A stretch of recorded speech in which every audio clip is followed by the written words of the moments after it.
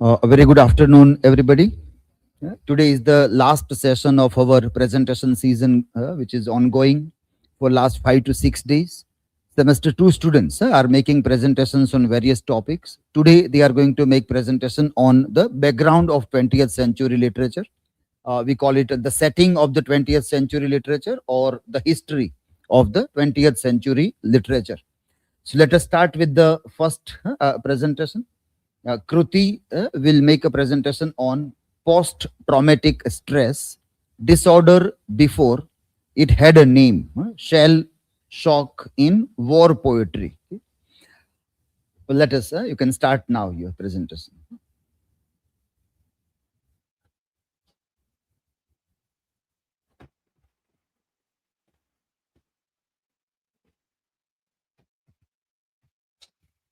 Hello.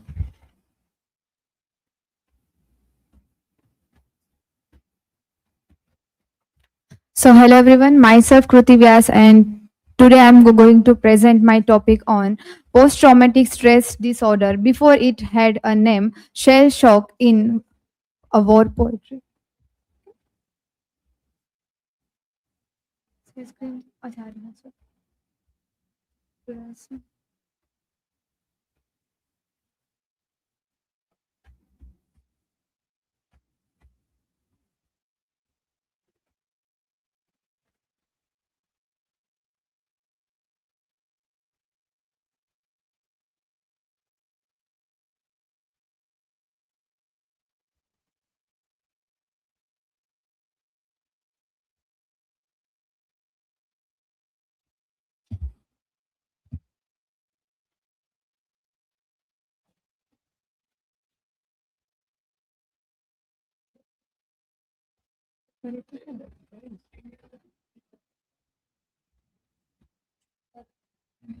Sorry, Pastor.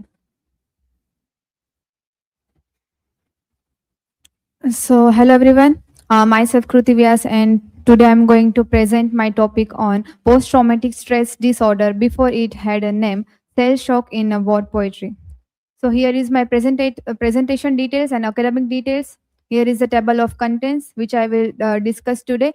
So my central research question is, how do Wilfred Owen and Seyfried Sassoon use poetic language to represent the psychological and bodily effect of cell shock? And how do their war poems anticipate later clinical understanding of PTSD, means post-traumatic stress disorder? My working hypothesis is that World War One war poetry by Owen and Sassoon functions as an early literary testimony of trauma, using fragmentation, sensory disruption, irony, and bodily imagery to represent cell shock in a way that anticipate the modern concept of PTSD. So, first one is what was a cell shock? Cell shock was coined in the 1950 by Charles Myers. Initially, doctors believed it was a physical injury caused by exploding cells, a physical theory. However, they soon realized that the symptoms were psychological, emotional, overwhelm, and manifesting as a physical tremors and stammers, even in soldiers without a single scratch. Second one is the medical literary intersection. So medical history and cultural history are linked. So while doctors are struggle to define these symptoms, poets like Owen and Owen and Sassoon were already documenting them. This 5-year timeline shows how poetry is bridged the gap between the coming of cell shock in 1915 and the formal diagnosis of PTSD in 1980. Third one is a Wilfred Owen, the poet as a patient. How? So Wilfred Owen is a wrote from the perspective of patients at Craig Lockhart in a Dulcet Decorum East. In his vivid imagery of gas attack and drawing soldiers captured the hypervigilance and intrusive memories that we know that define as a clinical symptoms of PTSD. Owen poet as a rhetor and persuasion the old lie. Owen was not just expressing pain; he was a rhetor using graphic trauma to graphic trauma, and by showing the horrific reality of war, he aimed to dismantle the old lie, the romanticized myth that dying for one's country is sweet or honorable. Then the Sassoon, Craig Lockhart and the role of religion. So for Sassoon and Owen, Craig Lockhart was a space to critique traditional institutions, and Sassoon's work explored the psychological mechanism of repression year before it was a mainstream, and using now poetry as a secular liturgy to process suffering where religion had is failed. Then moral injury and the subversion of sacred. So we must distinguish the PTSD from moral injury, which is the wound caused by a betrayal of core beliefs. World War I poets used the image like a crucifixion to highlight the hypocrisy of a church that blessed the slaughters and focusing on deep psychological wound rather than just a fear. Next one is the language of cell shock, literary symptoms. So trauma has changed the structure of the poetry itself because the fragmented syntax, interrupted meters, and repetitive sensory imagery mirror the fractured mind of the soldier. So the poems do not just describe cell shock; they enact the cognitive disruption of trauma as well. Next one is the somatic landscape when the environment is the trauma. So in the trenches, we can see the physical and psychological landscape are fused, and the inescapable mud of the Western Front became a literary metaphor for the escapable nature of traumatic memory. So for this poet, the environment is itself was an active source of breakdown. Next one is authenticity, narrative, and the trauma ethics. So, first, one question arises in our mind that can trauma be authentically narrated? So, while these two poets is fills the gap in clinical records, it has a limit. But most is a reflected thing that voice of educated officers and meaning the experience of the working class soldiers often remains unrecorded in literary forms. Then the addressing the gap, women's voice and secondary trauma. So here we must included nurse like Vera Brittain and Mary Borden. They witnesses graphic trauma firsthand because they're suffering from secondary traumatic stress. Their records provide a crucial parallel diagnosis from the perspective of the healer. Then here my hypothesis confirmed because poetry has pre-clinical record. So the Owen's description in 1980, it captured every major symptoms, flashbacks, numbing, and hyperusual decades before the medical establishment formally codified PTSD in 1985. So here we can see how my hypothesis is confirmed here. And next one, the evolving diagnosis from cowardice to neurobiology. Biology. So we have evolved from punishing cowardice with execution to understanding neurobiology. So today, our mind is imaging the confirm that what poets called soul wounds are actually miserable physical change in our brain because it's the testimonies of the war poets as well. So my conclusion is the Wilfred Owen and the Seyfarth Sassoon's war poetry does more than describe World War I. It powerfully represents the psychological and bodily efforts of cell shock. So through the fragmentation, irony, sensory images, and wounded bodies, their poem captured trauma in a way that anticipate modern understanding of the PTSD. So here is the scope and limitation because my presentation is focuses on Owen and Sassoon, Craig, Lockhart, and examine how literature anticipate the revolution of psychotraumatology, and the limitation is our data is primal officer centric and leaving a gap in our working class record. And this infography is about this infography shows my whole presentation, and here is the references. And thank you. Please, questions are welcome.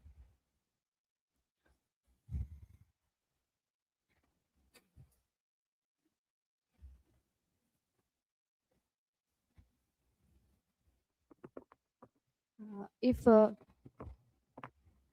if wo-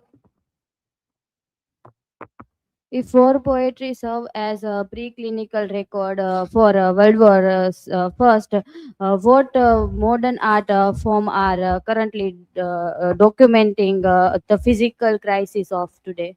So today's pre-clinic archives are found in digital and visual culture, like in films, in web series, and graphic novels, and although we can see in spoken words as well, and even social media narrative and works in today's time. The major works like Euphoria and Joker, along with Instagram poetry and trauma focused document anxiety, alienation, and identity crisis in a way in World War One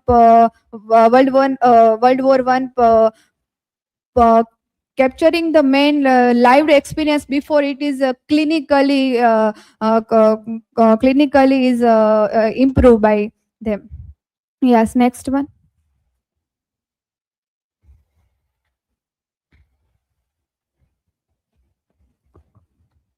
My question is does assigning a medical diagnosis to a historical poem limit its artistic value or enhance it?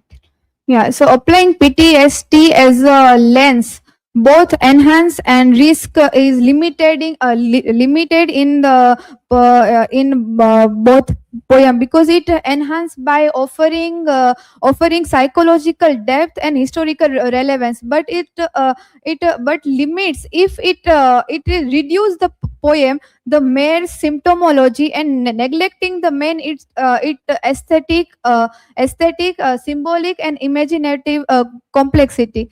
Yeah, so that is from my side. Thank you.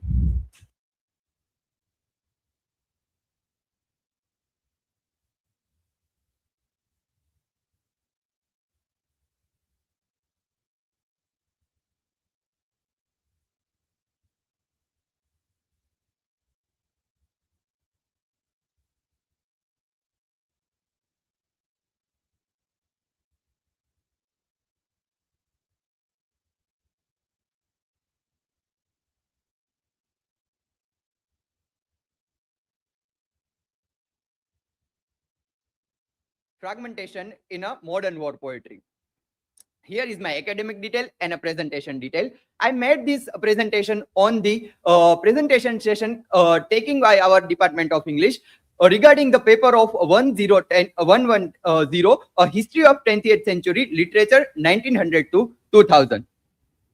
Here is my table of content. Introduction: A war and the crisis of a modernity. The First World War transferred literary representation of a war. Earlier war literature celebrated heroism and the patriotism, but modern war poets exposed the brutal realities of industrial warfare. That is the main gist part of my presentation. War poetry began to depict the emotional suffering, physical destruction, and the cultural disillusionment experienced by soldiers during modern warfare.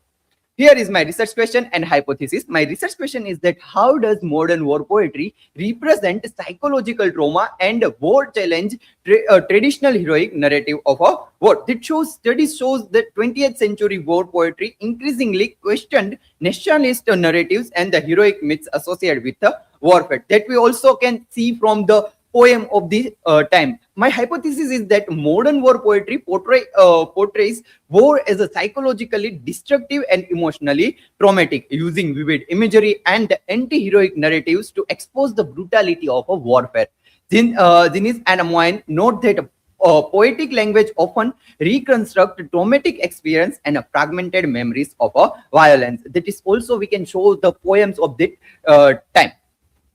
Theoretical framework: modernism and trauma theory. Modernist literature emerged in a response to the social and cultural crisis produced by the First World War One. The main reason why the patriotism and the nationalist theme of the poetry and the works are turned into against them. Modernist writers rejected traditional literary forms and used fragmented imagery, irony, and psychological realism represent human suffering. Research suggests that the war poetry reflects anxiety, bodily suffering, and the moral uncertainty produced by modern warfare. That we can also show in the Hardwick articles. This theoretical perspective helps explain why modern war poets focused on trauma rather than a heroism. Why they choose the theme of a trauma? Why they cannot choose the traditional theme of a heroism? Psychological trauma in war poetry. War poets frequently describe the emotional and psychological distress experienced by a soldier. Psychoanalytic analysis suggests that the poetry of Wilford Owens reveals the mental trauma and the alienation experienced by soldiers during wartime. In Dulcet and the another poem of the Owen, we can also see that thing. This poetic representation illustrates the psychological fragmentation caused by extreme violence and a battlefield experiences. Modernist poetry function as a mirror to the shattered psychological state of the soldiers. That shows the how the psychological state of the soldiers at that time. Fragmentation and the modernist war experience. You can enter a modern war poetry reflects the fragmented psychological experience of a soldier during industrial warfare. Criteria that trench warfare, the meaning that where the symbols of the war can showing created unprecedented levels of a physical destruction and emotional suffering. According to creator, war poetry vividly portrays the horror of a trench warfare and the brutal realities of a modern combat. This fragmentation became a defining feature of a modernist literature. Further, we discuss about the war poetry as a cultural memory. How can we see the war poetry in nowadays? War poetry also function as a form of a cultural memory that preserve the experience of a soldiers and societies affected by war. What kind of experience during the wartime the society and the soldier faced? That also we can understand from the war poetry. Poetic language reconstructs traumatic memories and the transformation personal suffering into collective historical testimony. World War I, World War II, and now we also live in the time of a war. Whatever happened now, we also recognize in our present. Remembering trauma. That's also called the remembering trauma, where poets reconstruct fragmented memories of a violence through a literary expression. Critique of nationalism and the heroic ideology. Modern war poetry challenges the traditional nationalist and heroic narratives about warfare. How our the leaders and the who in the authorities use that thing, use the nationalist propaganda to show the people that how war is good for the society. But no, war poetry shows the war is not good for the society and for the soldier. Scholars observe that the 20th century war poetry moved from celebrating patriotic heroism to critically examining the destructive effort of militarism and the nationalism. Here I am also put one image that shows the how want you for US Army. The leaders tell their people you are only made for the army, US Army. War disability and the social consequences. Literary depiction of wounded soldiers reveal how war affected by physical identity and the social belonging. Research shows that the poem such as Disable portrays the isolation and marginalization experienced by an injured soldier after returning from war. No one can understand their traumatic past and no one can understand their feelings, what they have feel in the war. This representation highlights the lasting impact of a war on individuals and the society also. Closing reading, close reading, Dulce et Decorum Est. In Dulce et Decorum Est, Wilford Owen vividly portrays the brutal physical and psychological suffering experienced by a soldier during trench war. That also show the disturbing imagery of a guttering, choking, drowning, reveals the traumatic reality of a modern warfare and rejects the traditional glorification of war. That shows how we saw the soldier when they come from the war. We also saw their heroic bravery and other things. But what they faced during wartime, we cannot see that. Yinan Dong also argued that Owen's poems reveals the mental distress and the emotional fragmentation produced by battlefield experience. Through this powerful image, Owen challenges the patriotic slogan that it is honorable to die for Owen's country. contemporary relevance of war poetry that we also can see nowadays. The war was going on, we also connect that thing with the war poems. Research suggests that the poetry help us understand the long-term emotional and cultural impact of a warfare. Scholars note that literary represent of a war trauma reflects a broader cultural anxiety and a moral uncertainty created by violent conflicts. Similarity studies of a war literature emphasize that poetry preserve a collective memory by recording the experience of a soldier and the human cost of a war. That I also take from a Ginnis and Moen. Therefore, modern war poetry continues to provide valuable insight into the psychological and social consequences of contemporary warfare. Here is a close reading of a physical brutality and the psychological hunting, from where you can also understand the psychological trauma and the premature aging and the physical decay of the war poetry. War memory and the meaning. Concluding reflection, modern war poetry transforms the representation of a warfare by revealing the psychological trauma and suffering experienced by the soldier. Instead of a glorifying war, modern poets expose the harsh realities and the disillusionment by the modern conflict. And these representations show that the impact of a war extends beyond the battlefield, shaping both individuals and the social life. Here is my justification of hypothesis and research question. By this point, my research question and hypothesis justifies that shows the war poets reconstruct the traumatic battlefield experience through poetic language, transforming poetry into a medium of a remembering and expressing psychological trauma. And that also so the perspective demonstrate how 20th century literature critiques the ideology of heroic warfare and expose its destructive reality. This scholarly perspective support the hypothesis, and modern war poetry portrays war as a psychologically destructive experience and challenge the romantic myths associated with a heroic warfare. How we saw the myth in the war. Here is the work cited. Here is my learning outcome. What can I learn from the throughout my presentation? Here is the detailed infographics from where you can understand the aspect of my presentation. Thank you. Now, if anyone have questions, so they can ask.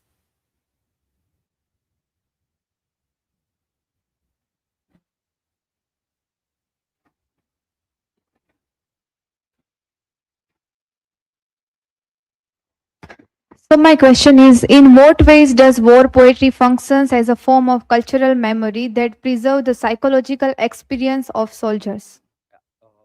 The answer of this question is the one of the war poem is the target. In the target, the psychological trauma and the experience of a war shown by the poet, that the soldier is not come out to hit target to the his enemy. This shows the how the soldier's psychological mind cannot show the cultural memory of the time. Another question.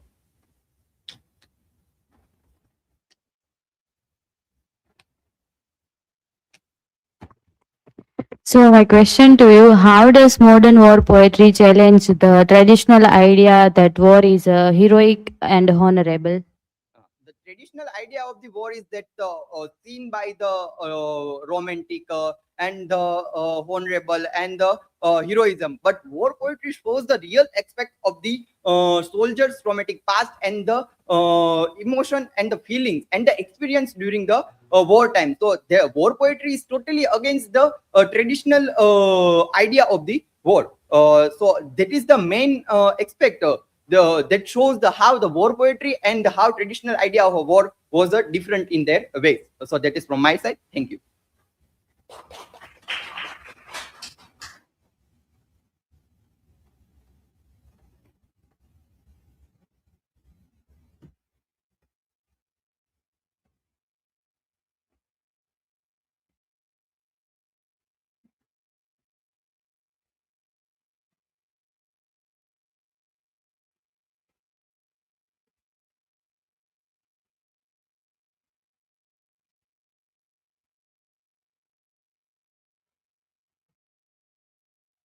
Good afternoon, everyone. Today's my presentation's topic is the wound that would not close. World War I, modernist fragmentation, and the echo of stream of consciousness and data in contemporary literature.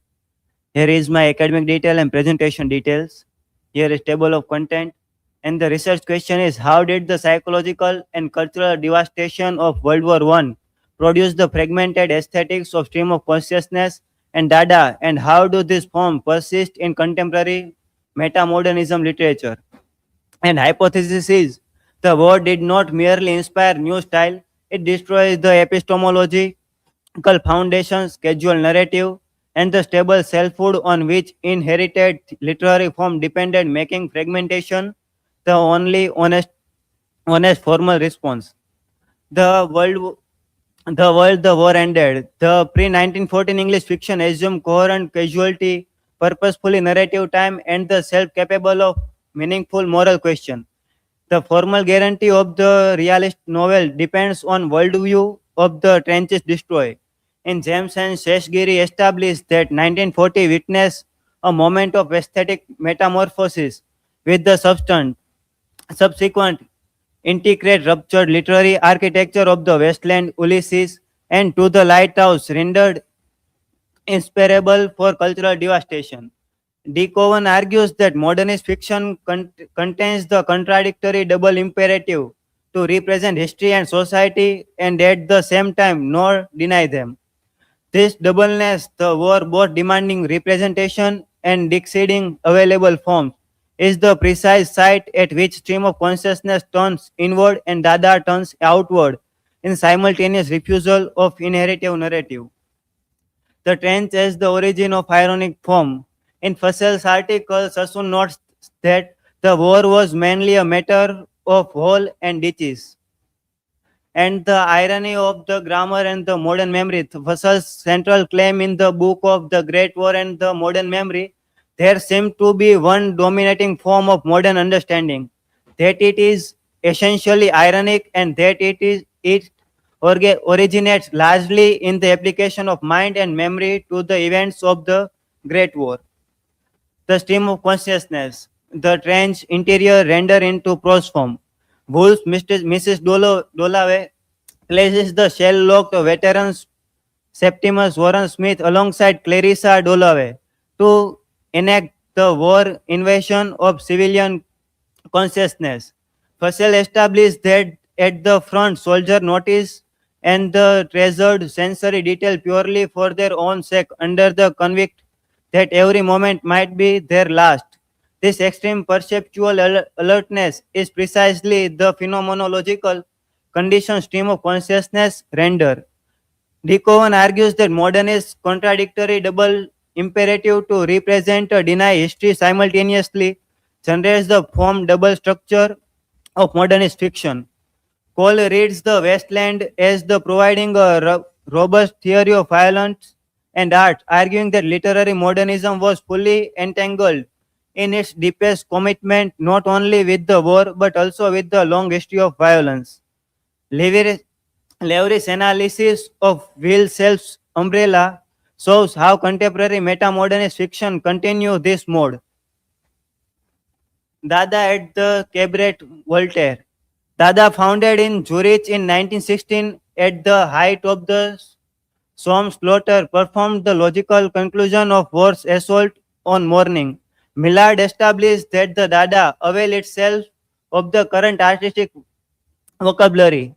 Hugo Boss let go at the Cabaret Voltaire enact what calls the disenchanted mode, an active stripping away of the idealizing principles that had allowed official language to describe the sum as substantial progress. Fussell analysis of the field service postcard, which allowed no wording other than I am quite well, and continued no provision for reporting death or wounds. Millard notes that Dada method constituted much of the attempts to introduce into art and contemporary equivalent of literary content. Virginia Woolf and the shell-shocked interior. Woolf places fragmentatious questions alongside Clarissa Dalloway to argue that the war had invaded civilians' life as a structure condition, not merely as historical event. If we see the difference between stream of consciousness versus Dadaism, the direction of the stream of consciousness is inward, while the Dada has outward. The target of stream of consciousness is official narrative, time, and casual coherence, while Dadaism officially language, grammar, syntax, and institutional optimism. If war connection, we see stream of consciousness, shell shock as a cognitive method, which is found in Mrs. Dalloway. In Dadaism, some slaughter as a proof that rational civilization and fraudulent. And key quote like Cole in his article, fully entangled with the war. In the Dadaism, Millard notes that puns cannot outlive the language that gives rise to them. If we see history buried in forms, D. Cohen argues that modernist writers face a contradictory double imperative. This formal paradox history that cannot be stated directly but can not be omitted generates the what D. Cohen calls the Wounder's dialectical transfer. Vogelang's analysis of Robinson's fiction confirms his structural argument. Robinson's use of the permeable, unstable houses as modernist metaphor negotiate fragments and walls, interior and the exterior in the way that sustains historical anxiety without naming its source. Gilligan's reading of Amer's McBride's make the same point more explicitly.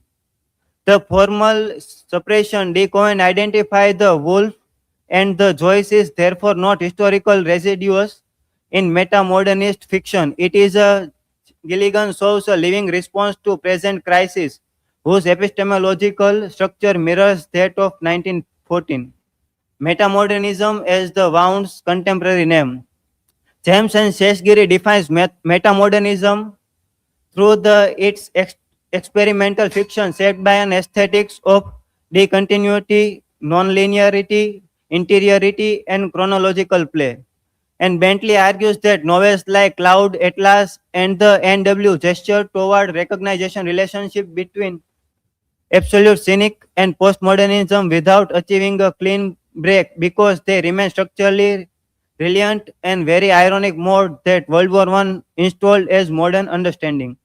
If we see T.S. Eliot and Disenchanted Ruin in the Wasteland, the fragment heap of broken images is not metaphor, it is the form enchanted. If we see critical reflection, what argument established and what not, the argument hold most firmly for the claim that stream of consciousness and Dada share common epistemologic origin in the war destruction of casual narrative and state stable selfhood, like Cole, Fussell, and D. Cohen together establish this with considerable precision. What the argument cannot settle is the whether contemporary writers employ fragmentation because of war's formal inheritance or because they face analogous epistemological crisis independently. In conclusion, World War I did not merely inspire new literary style, it destroyed the epistemological foundation that coherent narrative form required, making fragmentation and the honest formal response available to writers who survived. D. Cohen suppressed referent mechanism explain why the war persists in the form rather than content.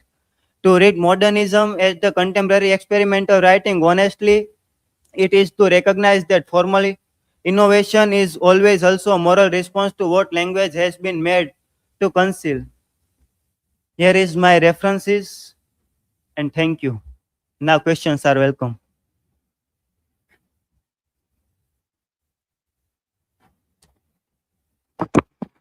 So my question is that how does the fragmented nature of social media influence stream of consciousness writing today?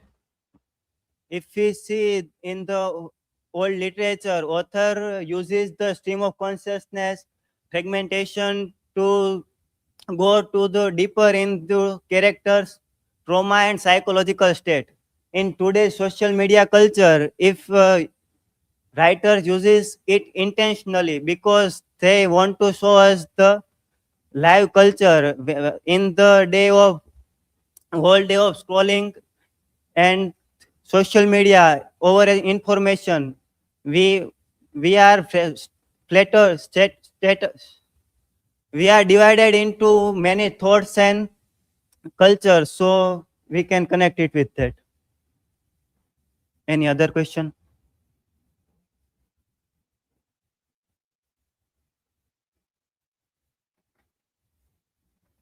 So my question is, did colonial soldiers who fought in World War I also use fragmented writing styles to describe their experience? If we see in time of World War One, European writer uses fragmentation and stream of consciousness because they want to rebellion against the Victorian structure. And if we see the writing style of colonial soldier like India and Africans, he wrote it in fragmented style, but not because as a art, but they are divided and the deculturalization because they fought from the French and the other country and they feel fragmented from the homeland, so they write in fragmented way. Thank you.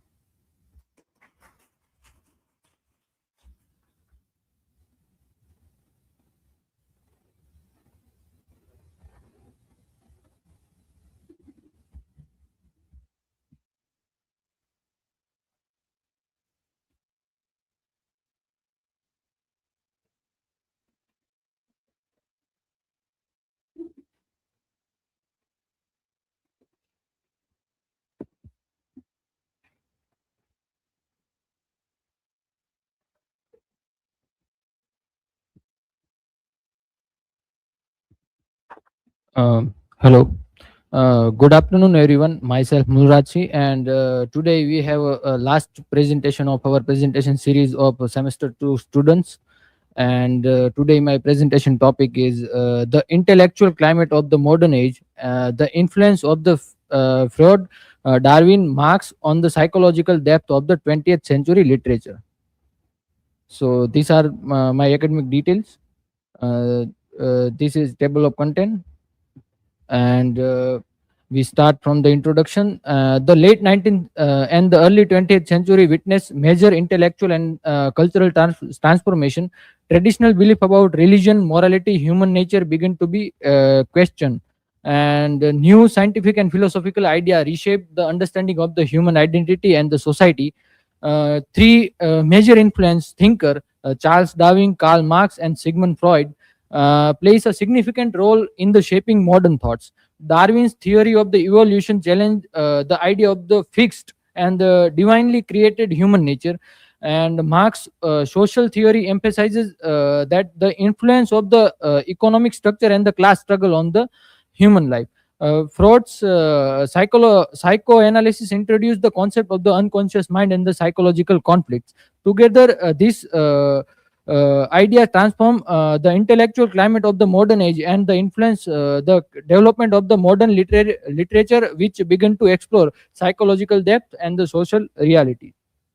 So my research questions are: how did idea of the Charles Darwin, Karl Marx, and the Sigmund Freud shape the intellectual climate of the modern age?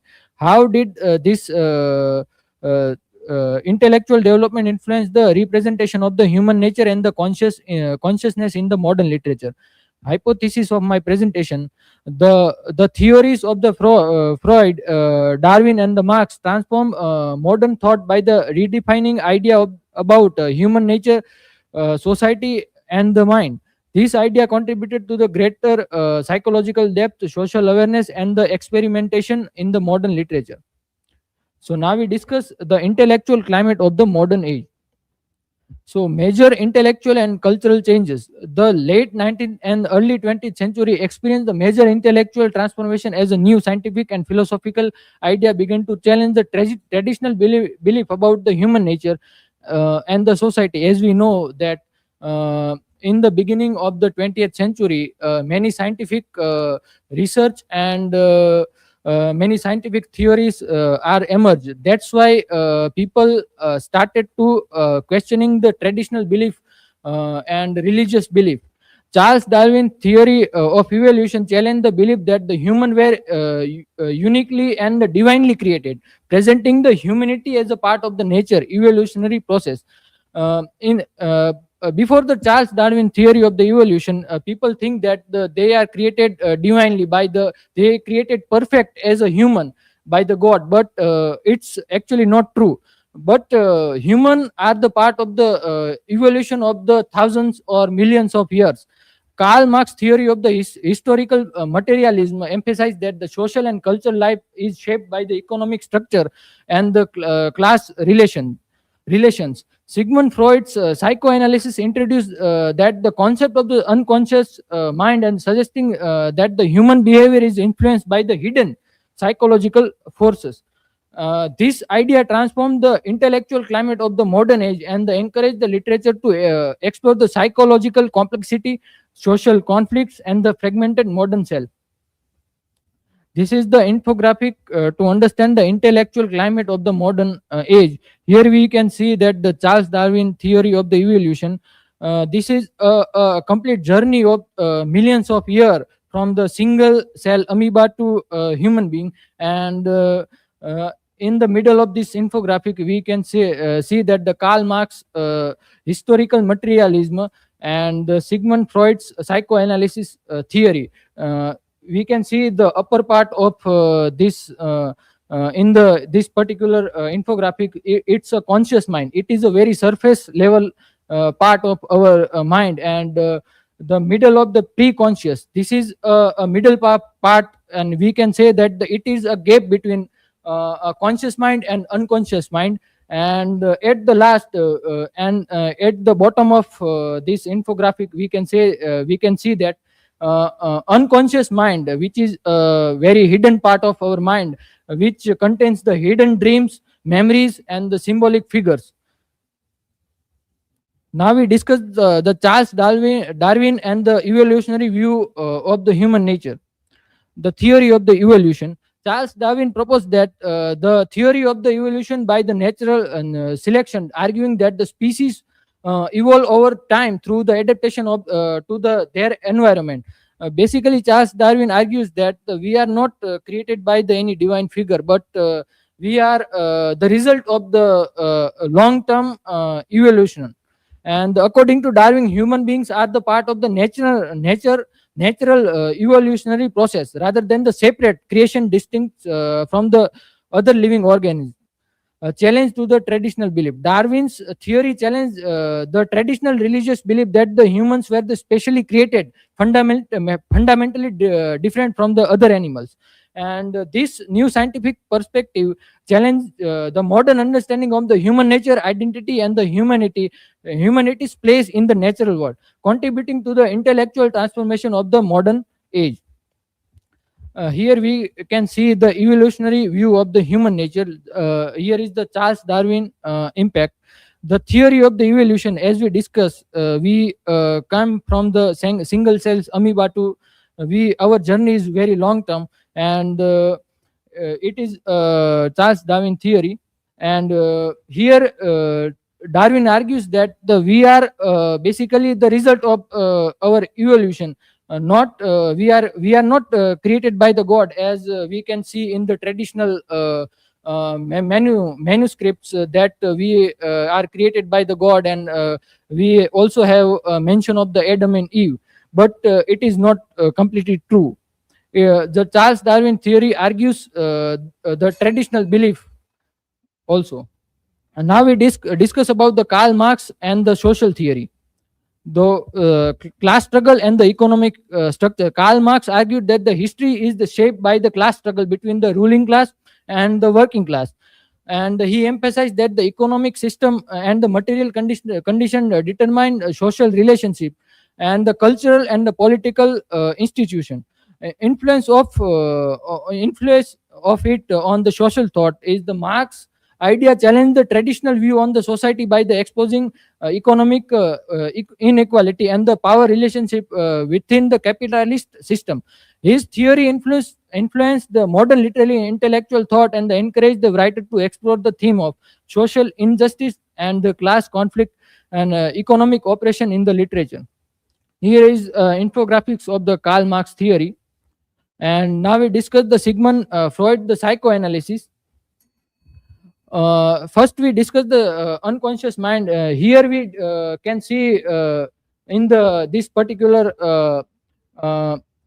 infographics that here is the iceberg theory, which shows our surface mind is completely a small part of our mind which we use in the regular thinking, and the unconscious mind is the deep part of our mind that contains the desires, deep fears, and also phobias, and this also contains the repressed thoughts. And its impact on the literature is it's encouraged to writer to see in the inner consciousness and also psychological depth of the character, and also it's can help us to understand the complex nature of the characters. Now we discuss the changing concept of the human self. Psychological depth. The modern intellectual thought emphasized that the complexity of the human mind, especially through the Freud's theory, and that the unconscious desire are the repressed memory and shape of our human behavior. This new focus encouraged the literature to explore the inner consciousness, psychological motivation, and the subjective experience. The fragmentation of the identity in the modern thoughts. Modern thinker increasingly viewed the self as unstable, fragmented, shaped by the psychological, social, and economic force rather than the unified identity. As a result, modern literature often portrays the character experiencing inner conflict, uncertainty, and the divided identity, reflecting the complexity of the modern life. This is an infographic of the changing conceptions of the human self. Now we discuss the influence on the modern literature. Uh, the new literary themes. The idea of the Darwin's, Marx, and Freud encouraged the writer to explore the themes such as the psychological conflicts, social inequality, and the complexity of the identity. Modern literature increasingly focused on the alienation, inner consciousness, and the fragmented experience of the modern life. So now we conclude the presentation. The intellectual transformation of the modern age were the deeply influenced by the idea of the Charles Darwin, Karl Marx, and Sigmund Freud, which reshaped the traditional view of the human nature, society, and the consciousness. Darwin's theory of the evolution, Marx' critique of the economic structure, and the Freud's theory of the unconscious mind challenged the established belief and introduced new ways of the understanding of human identity. These ideas contributed to a new intellectual climate characterized by the psychological complexity, social awareness, and the questioning of the traditional authority. As a result, modern literature developed new themes and the experimental narrative techniques that reflected the fragmented and complex nature of the modern human experiences. This is the complete infographics of this entire presentation. These are the references. Thank you. Now questions are welcome.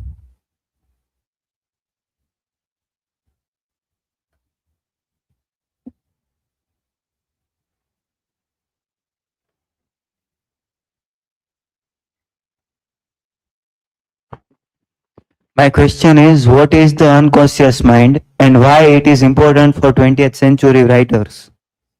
Basically, the concept of the unconscious mind provided by Charles Darwin, Sigmund Freud, but the unconscious mind is a hidden part of our mind that containing the desires, deep desires, and also fears and phobias. And unconscious mind, this concept of the unconscious mind help writers that they write in like the stream of consciousness. Consciousness is a concept that in which writers also discovers the internal conflicts and inner thoughts of the characters, and which is very important to discover what the character thinking, and also it's help us to understand the internal world of the character. And the understanding of the internal world is more complex than the understanding of the outer world of the particular work or a particular novel or poem, etc. And this is my answer of the first question. Next, please.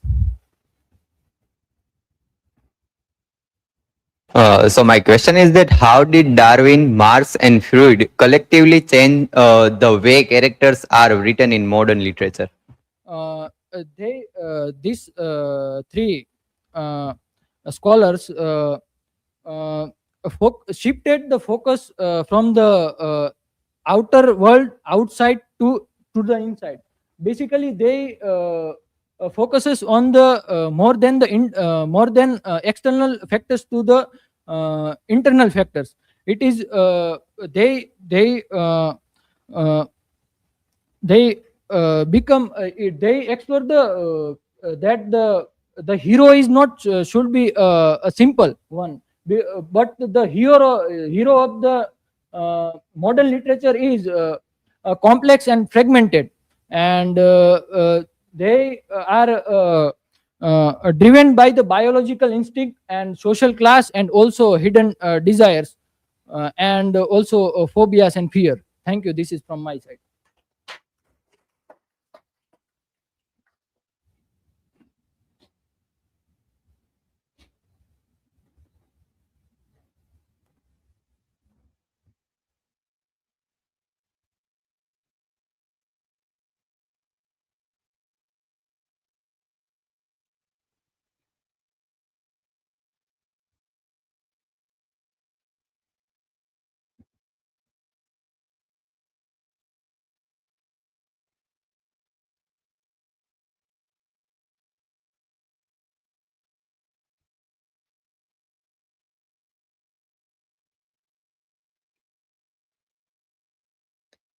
Good afternoon, everyone. Myself Grishma Raval, and today, the last but not the least presentation for the semester. And the topic is the underground man as the first stream of consciousness antisocial figure. These are my academic and presentation details. The table of contents. My research question focuses and asks that in what ways does the underground man function as an early literary model for the anti-hero or antisocial subject? So the hypotheses are the anti-heroic qualities of the underground man, his self-consciousness, his moral ambiguity, the deliberate inaction and rejection of social norms establish him as one of the earliest literary representations of an antisocial modern subject. And unlike the traditional heroes driven by purpose or ethical clarity, he is defined by negation, resentment, and psychological paralysis. So his sustained interior monologue foregrounds alienation and self division rather than action, thereby anticipating the modernist and postmodern anti hero whose identity is fragmented and estranged from the society. Consequently, Dostoevsky's narrator functions as a functional model for later representations of the isolated, introspective, and socially disconnected individual in the modern literature. The introduction, stream of consciousness, alienation, and the problem of the modern self. So, Paul W. Neasley states that although the notes take the form of a confession, the narrator presupposes an audience, listeners who are not passive but who at times actively engage the underground man in dialogue. The narrator addresses the readers as gentlemen and seems to assume a developing relationship with them. You will add on your account with a grin, you cry with a laugh, you interpose with a chuckle, and you will scream at me. You will say, wagging your head contemptuously. Through his confessions, he has stripped off layer of pretensions and could seemingly go on forever. So, thus, the underground man wants to live, and consequently, he desperately flees premature burial by the determinants and their social engineer sympathizers. Nevertheless, consciousness also leads him to an underground of the sort within its isolation, and radical aloneness also is being faced by him. And the inertia looks more than a little like death, and to be sure, the self punishment of an exacting consciousness livens one up. So he represents a new literary type, a semi intellectual who is spiritually homeless and socially a misfit, and he has many ires in modern literature. Then comes the narrative form and the interior monologue, the foundations of the stream of consciousness in notes from the underground. So, to be self conscious, then, is according to the underground men, to be conscious of being other than what one is or feels. And this has often been called the intentionality or transcendence of the consciousness. Consciousness is by its nature oriented to something other than itself, If one thematizes the consciousness in which is consciousness of, then there is consciousness of that thematizing consciousness, and so on ad infinitum, which Betty argues. And the tragedy of the narrator here, which is inherent in the notes, is particularly gloomy and hopeless, because in the dramatic and structural terms of the story, there is no escape, which Matthew states. And moreover, he also states that Dostoevsky specifically calls the narrator a paradoxalist, so it behooves the reader to examine the narrator's idea with some care. Ralph E. Matlow states that Dostoevsky's distinctive use of emphasizes the narrator's continually moving aside and his being forced outside the stream of life, while the social parade passes him in both the directions. So, the underground man is one of the first modern heroes, or actually anti heroes, and in fiction, he is a man who is in the process of becoming something or someone, not a clearly defined coherent entity. Then comes the psychological fragmentation of the underground mind. So Bernard J. Paris notes that there have been several psychological analyses of the underground man, but none provides as full an explanation of his character, his ideas, and his behavior as I shall attempt here. With the aid of Karen Horney's theories of neurosis, Horney's is a psychology of inner conflict that explains form without the same kind of experience that Dostoevsky and many other great novelists have grasped from within.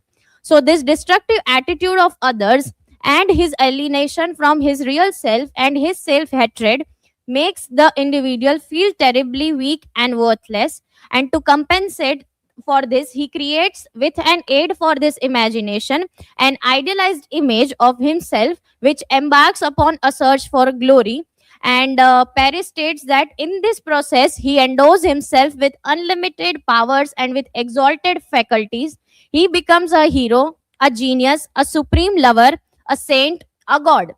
So, self consciousness, then, in his glory and his misery, it is his glory because its transcendence of all determinations frees him from diminishment and reduction. And always, because he is always the other, he is ever more ahead of any of and all of his own or others' objectifications. And the self consciousness is also his misery, for he can neither be nor be recognized for what he is, and consequently, he can neither love for the self that professed love would simultaneously or soon be succeeded by its other, but to be loved for the self that were loved would not be the real or true self. The anti-sociality and alienation, the rebellion against society, reason, and freedom. So, finding the underground men hopelessly mired in the underground at the beginning and end of the notes, many commentators have derived some faint hope from a passage following that the underground men's celebration of the underground mode of life is important. So, David Pavelstock states that Frank's argument is stating that it is fundamentally a psychological process. The underground man holds a conscious belief in determinism, but some kind of deep-seated moral sentiment rather than a consciously held philosophical position, and resists this belief, creating profound psychic conflict. However, if we accept the traditional philosophical position that moral conscience is intelligible, and if only it governs a free will, one that is at least partially undermined. And we can also discern here a logical contradiction between the claims of free will and the determined will. So, these examples of the underground man's negation of his corporeality, and it could also easily be multiplied. And Dostoevsky seems more deeply concerned with the social consequences of his protagonist's flawed selfhood. The proto-modernism to modernism identity, and how the legacy of underground consciousness is maintained.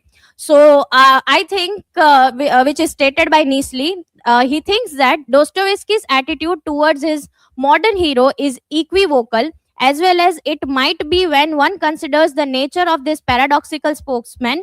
In the underground man, there is the paradox of the difference between his ability to analyze himself and his emotions and his behavior, which contradicts such analysis. So, the paradox of insistence on free will and the apparently determined behavior of the narrator.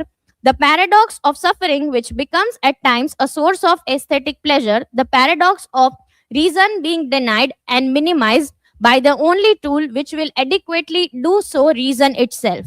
So, this may be looked at another way. However, as a problematically framed confessional narrative, Dostoevsky's not remain inseparably, suggestively incoherent. To conclude, the underground man as the first stream of consciousness antisocial figure. So, Notes from Underground establishes the underground man as one of literature's earliest fully realized a stream of consciousness antisocial figures. By merging the narrative form with psychological and social alienation, the fragmented interior monologue, as critiques like Matlow demonstrate, replaces the linear plot with the unstable flow of thought, making consciousness itself the organizing principle of the text. Then psychoanalytic reading reveals that how this consciousness is seen as neurotic and self-divided, and how this obsessive inwardness produces rebellion, isolation, and a distorted notion of freedom. So ultimately, this portrayal of the underground man redefines the novel as a space for representing the conflicted modern self, positioning him as a foundational precursor to later stream of consciousness and anti-heroic traditions.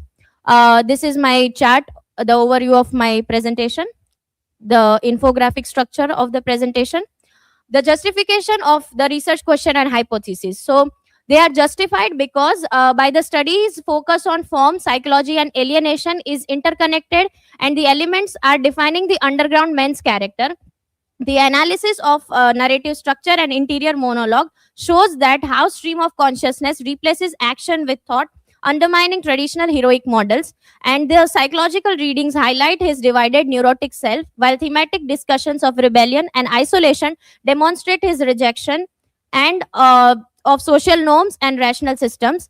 And situating the text within modernist and postmodern traditions confirms his role as a precursor to the later fragmented and alienated protagonist, and together these aspects establish the underground man as an early and influential model of the anti-hero and anti-social modern subject.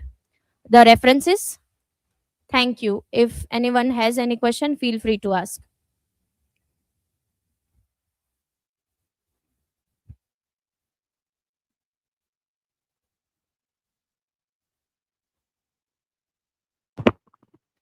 My question is, can the underground man's resistance to social norms be seen as a critique of today's cancel culture or conformity pressure? Yes, if partially we see that indeed it resonates with the cancel culture or the conformity of the societal pressures, but not totally, because the underground man's character is focused on his inert and inertia, like I mentioned in my presentation as well, how his inner thoughts are taking over his physical sense. So yes, he is not totally abiding to the rules which is set by the society back then. So today's generation or this cancel culture also does not totally view the society's viewpoint, or they are outspoken and they speak whatever is there in their mind. But the underground man is fragmented, and he is not totally outstatedly stating that he is against something, but inwardly he is expressing that thing. So partially underground men's resistance can be seen in the context of the cancel culture. Any other question?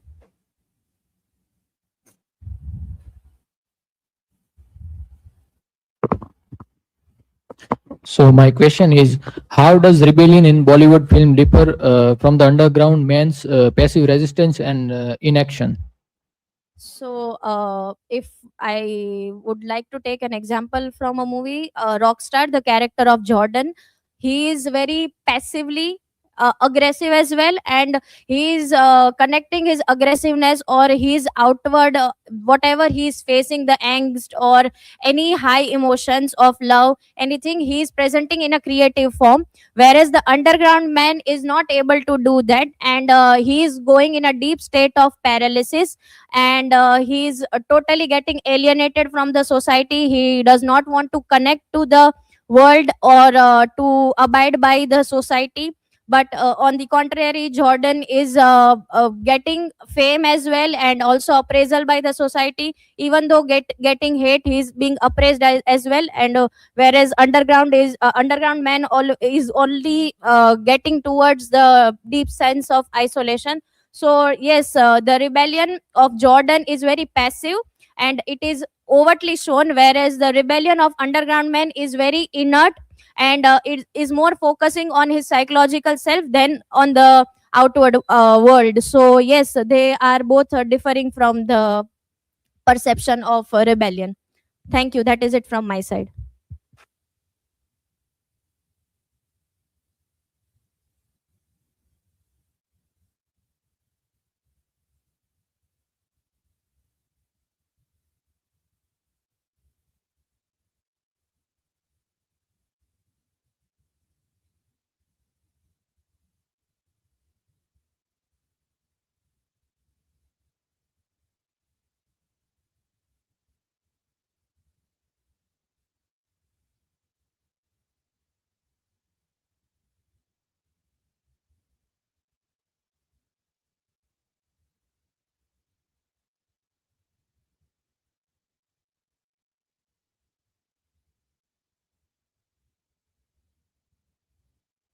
Cairo.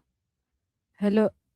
Hello everyone. Myself Siddhiba Gohil, and my today's presentation topic is the fragmented self and modernist innovation in Virginia Woolf's Mrs. Dalloway. So, here is my presentation details and academic details. So, let's start with the research question. How does Virginia Woolf utilize modernist narrative innovation, specifically stream of consciousness and multi-perspective structure, to articulate the fragmented self and psychological alienation of individual within the post-World War II social environment?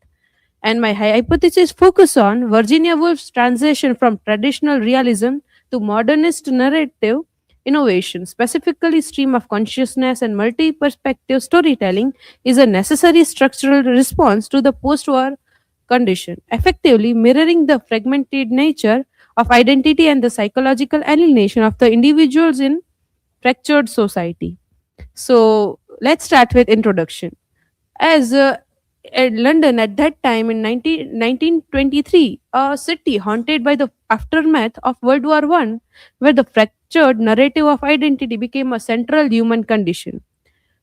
The collapse of pre-war stability led to an intimate portrayal of a psychological disintegration across all social classes. Woolf moves beyond the traditional storytelling to capture the chaos of the age by crafting new forms capable of expressing the flux and depth of the human consciousness. This aesthetic prioritizes impression of subjectivity over chronological fact or external plot twist. The novel serves as an overview of post war British society through characters' mental health and emotional struggles. It reveals the tension between personal identity and external expectations, often resulting in a profound psychological alienation. The next point is the modernist framework. Virginia Woolf abandons the traditional linear plot of the 19th century novel, which she found insufficient, and describes modern life. Critics of materialism, she rejects writers who focus on external houses and clothing, choosing instead of to focus on the spirit and luminous halo of life. This technique allows for an intimate portrayal of psychological integration, prioritizing internal reality over external action. It mimics the flux and depth of human consciousness, capturing how thoughts leap across the time and space. Rather than historical events, Woolf focus on the fleeting moments of insight that define a character's true self. Identity is built through impressions, gathered moment by moment, rather than a fixed biographical history. The novel integrates boundaries between sanity, madness, past and present, and private and public. Woolf utilizes modernist voices to explore internal conflict that standard narrative forms internal traditionally silence. The next one is narrative innovation, multi-perspective approach. The novel moves fluidly between the characters using modernist voices that provide deep psychological insight. Virginia Woolf uses this voice to articulate feminist critiques and explore the fragmented narrative structure that mirrors a broken post-war world. And she describes her method as tunneling, digging behind characters to reveal their past and present in a way that suggests identity is continually reshaped by memory. This tunnel eventually connect, showing that seemingly isolated individuals share invisible emotional ties. This multi perspective approach creates a dual portrait of Claregia and Septimus, linking sanity and madness as two sides of the same modern coin. By shifting between them, Wolf demonstrates a shared communal experience of trauma across gender and class lines. We can see even when character feels fragmented and disconnected, the narrative structure suggests a deeper and subterranean unity. The next one is Claresia Dolway, the public versus her private life. Claresia represents the ultimate tension between personal identity and external expectations. She was torn between society and her personal life, while she is the perfect hostess for the Westminster elite. She experienced a profound psychological alienation, feeling disconnected from the very society she gathers. Her role is a social performance of a mask worn to balance social roles and internal desires. This performance leads to her fear for erasure. She used to fear that she will be invisible and she will be erased from the life was living. Not even Claresia anymore. This being her title, that Mrs. Richard Dalloway, illustrates the loss of the private self to patriarchal naming conventions. The physical space of her attic bed symbolizes her withdrawal into a private and public boundary. The space she is freed from being a wife or a mother, allowing for fleeting moments of insights about her true existence. Claresia's existential alienation is countered by her intense appreciation for the spirit of life in the present moment. Her identity is not fixed to social status, but it is continually reshaped by memory, specifically her past at Barton with Sally and Peter. So the next one is Septimus Warren Smith. So he serves as a dual portrait of psychological and double to Claresia, representing madness that mirrors our social anxiety. Their connection reveals that modern self is cognitive and rational, linked by shared feelings of isolation despite their vastly different social class. His trauma of World War II is seen as people were shocked at that time, and we can see that his fragmented narrative of reality proves that modern self is easily broken by state sanctioned violence. His final act is a defense uh, against the institutional power of doctors like Batshaw, who seeks to lock him away. Through that, he preserves his private self and internal truth, communicating a message of trauma that Claresia eventually understands at her party. Mental health and institutional critics. We can see that how mental Wolf critiques mental authority through Sir William Batshaw and Dr. Holmes, who prioritizes proposition and conversion, the forced alignment of the individual to social norms over human empathy. We can see that how psychologically the war affected and the death of a comrade uh, where uh, where Smith worked, uh, that affected him the most at that time. And we can next topic is the gender roles and feminist critique. The novel offers feminist critique of the restrictive class hierarchy that funnels women into decorative roles.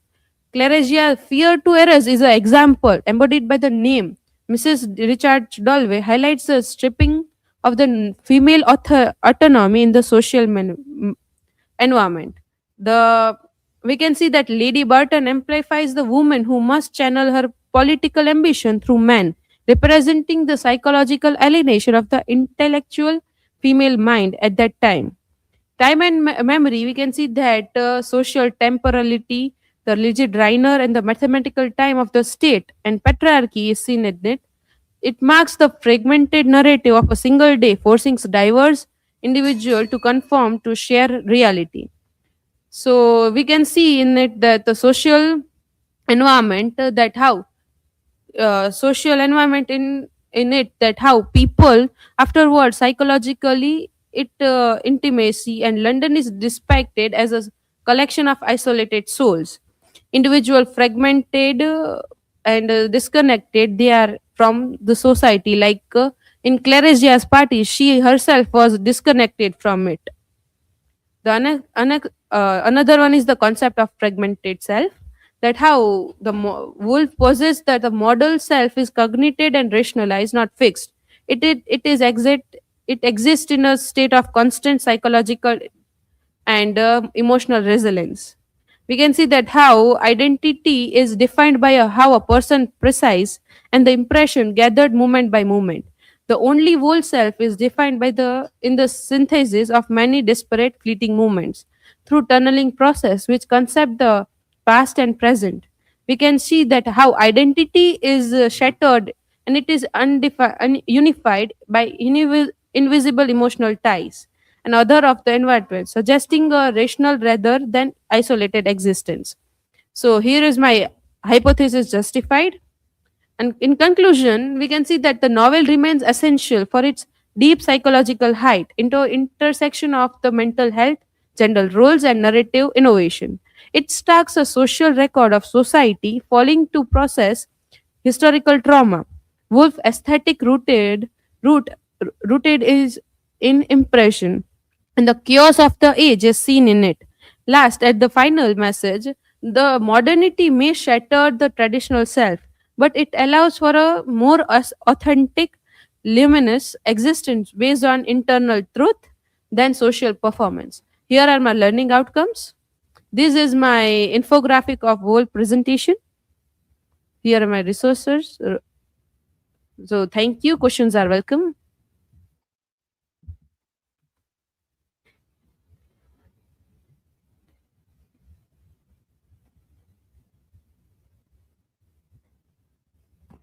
So my question is, you use the term fragmented self in your title. Which character in the novel best embodies this fragmentation? And is it a result of personal trauma or social pressure? The fragmented self is best seen in Septimus Warren Smith. He feels mentally broken because of war trauma. At the same time, society ignore his pain, which makes it worse. So his conditions became more from both personal trauma and social pressure. We can see that the death, his war, his work, his friend from where they both were serving in nation, his death affect him the most.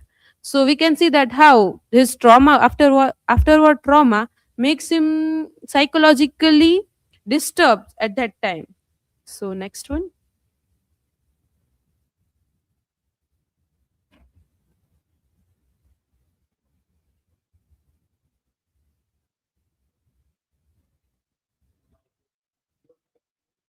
To the self, does the wolf believe that the modernist technique like the stream of consciousness are the only way to truly represent characters internal fragments? No, Virginia Woolf does not suggest that the stream of consciousness is the only way. In Mrs. Dalloway, she mainly uses it because it efficiently shows the fragmented inner thoughts of the characters, but the idea is the new modernist, and we can see techniques are better suited to represent the complexity of the human mind, not the way they are only possibly method. We can see that for her any style that captures the messy fragmented way would be actually be a win. So that's all from my side. Thank you.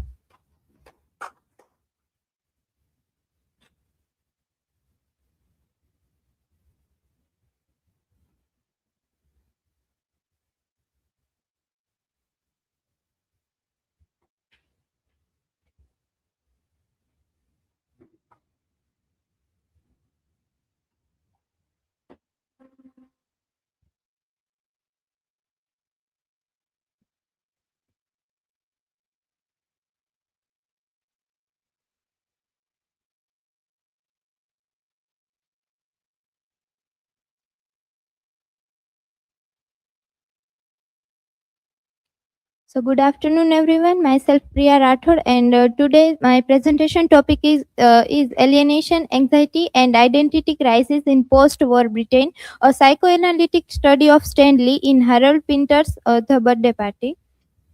These are my academic details and presentation details. This is table of contents.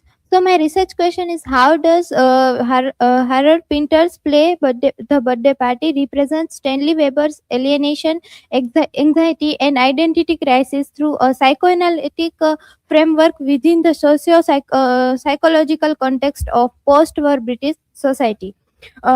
This study hypothesizes that Stanley Weber embodies the psychological vulnerability of the post-war individual whose repressed anxieties and unconscious fear are exposed through external interactions by Goldberg and Macon. Through Pinter's dramatic technique, particularly silence, fragmented dialogue, and the comedy of menace, Stanley's fragile sense of identity progressive collapses, resulting in the psychological regression, loss of agency, and profound alienation that reflects the broader crisis of masculine identity in post-war Britain. Let's start with introduction. Harold Pinter's The Birthday Party portrays the fragile human condition in post-war Britain. Stanley's quiet life in a boarding house becomes a site of psychological invention. Pinter's Comedy of Menace mixes humor with fear, revealing how domestic spaces transform into arenas of psychological breakdown that reflects collective trauma and uncertainty. Historical context: post-war Britain. The 1950s in Britain were marked by economic hardship, the decline of empire, and nuclear anxiety. These conditions produced widespread existential uncertainty. Movements such as the theater of absurd captured this crisis of meaning. Stanley's isolation mirrors society's retreat into private spaces amid instability and loss of traditional authority. Psychoanalytic framework. Using Freudian psychoanalysis, Stanley's behavior reflects repressed desires, fears, and unconscious conflicts.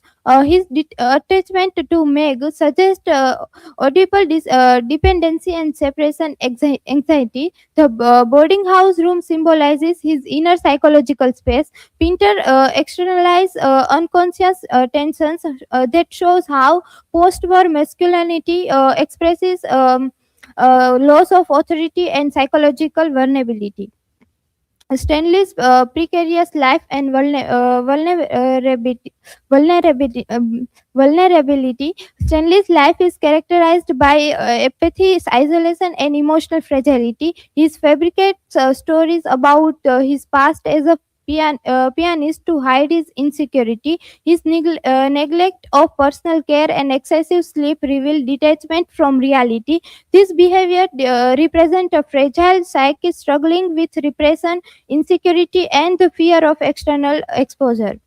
The room as a metaphor. The boarding house room functions as a metaphor for Stanley's psychological refuge. Initially, it provides safety from the outside world. However, the arrival of Goldberg and Macon transform it into threatening space. This shift illustrates how private identity collapses when external authority introduces upon personal boundaries.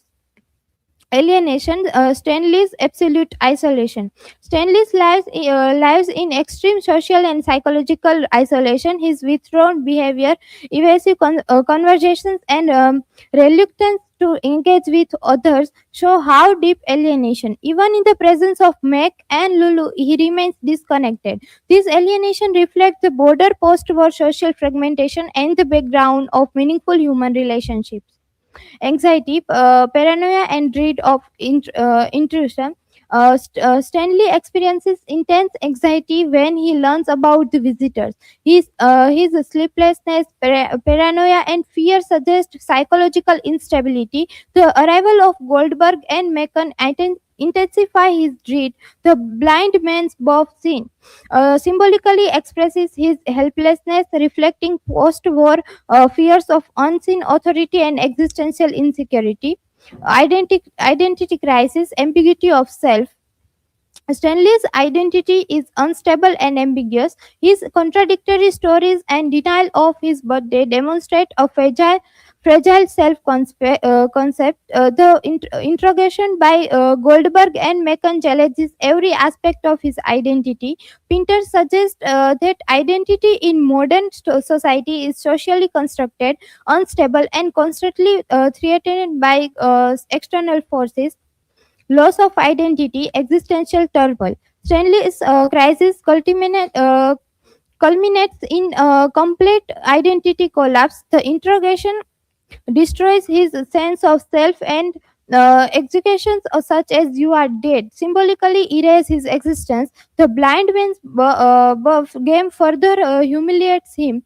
Here, Pinter shows how modern individuals can lose identity when external authority invades private psychological space. Goldberg and Macon, symbols of menacing authority. Goldberg and Macon represent oppressive authority and social control. Their interrogation uses fragmented language and absurd accusations to destabilize Stanley psychologically. They symbolize institutional power that enforces conformity. Their presence turns the domestic environment into a threatening space. That highlights the power imbalance between authority and vulnerable individuals. The birthday party ritual of destruction. The birthday celebration becomes a grotesque ritual of destruction rather than joy. Activities like Blind Man's Buff and the toy drum episode humiliate Stanley. That symbolically, the party represents Stanley's death and rebirth as a submissive conformist. Winter critiques social rituals that distinguish psychological domination and control. Rhetoric of confusion and language breakdown. Pinter's uses fragmented dialogue, silences, and illogical conversations to create confusion. Language fails to communicate truth and stability. Instead, it becomes a tool of intimidation. This breakdown of language mirrors Stanley's psychological disintegration and reflects the absurd condition of modern existence. Regression and psychological paralysis. By the end of the play, Stanley regresses into silence and helplessness. His inability to respond demonstrates psychological paralysis. Psychoanalytically, this regression represents a return to dependent infant-like state. The loss of speech and agency symbolizes the complex destruction of his autonomous identity. Paranoia and pseudo community. The birthday party gathering appears friendly but hides hostility. Stanley represents the group as a conspirates against him. The pseudo community intensifies his paranoia and isolation. The scene reflects post-war distrust of authority and social institutes that suggest communities may sometimes threaten rather than support individuals. Contemporary relevance. Stanley's alienation remains relevant today. Modern society faces digital isolation, identity confusion, surveillance, and mental health challenges. The play reflects how individuals struggle to maintain authentic identity in unstable social conditions. Pinter's work encourages us to confront internal fears and build psychological resilience. hypothesis justified, evidence confirms psychoanalytic reading. Critical scholarship and textual evidence confirm the hypothesis that Stanley's psychological breakdown reflect a crisis of masculinity and identity in post-war Britain. Pinter's dramatic technique, silence, ambiguity, and the comedy of menace exposes the vulnerability of individuals facing social and psychological pressures. Uh, in conclusion, the birthday party explores the alienation, anxiety, and identity crisis through Stanley's character. Psychoanalytic interpretation reveals how unconscious fear and external pressures destroy his fragile identity. Pinter's dramatic style emphasizes the instability of human identity and highlights the psychoanalytic vulnerability of individuals in modern society. These are my learning outcomes. This is the detailed infographic of my presentation. These are references, and thank you. Now questions are welcome.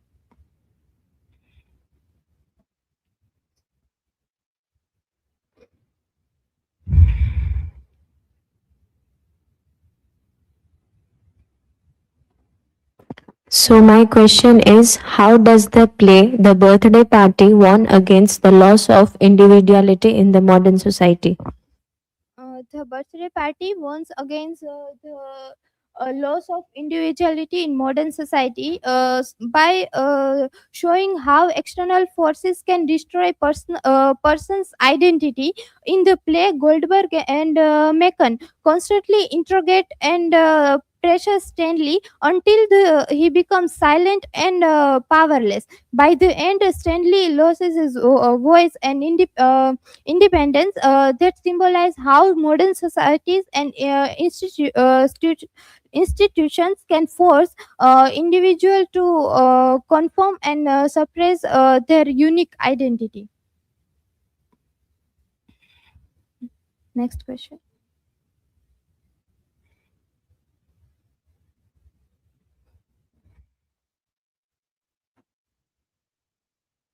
My question is, how does Stanley's identity crisis reflect the challenges of identity formation in the age of social media? Stanley's identity crisis reflect the challenges of identity formation in the age of social media. As in the play The Birthday Party, Stanley remembers his story about his past as a successful pianist to conceal his insecurity and purposelessness. In the same way, individual today often construct their idealized identity on the platform like Instagram, Facebook, and privately experiences anxiety and self-doubt. The Stanley's unstable identity represent how reliance on external validation and social perceptions can weaken authentic selfhood. Thank you. This is from my side.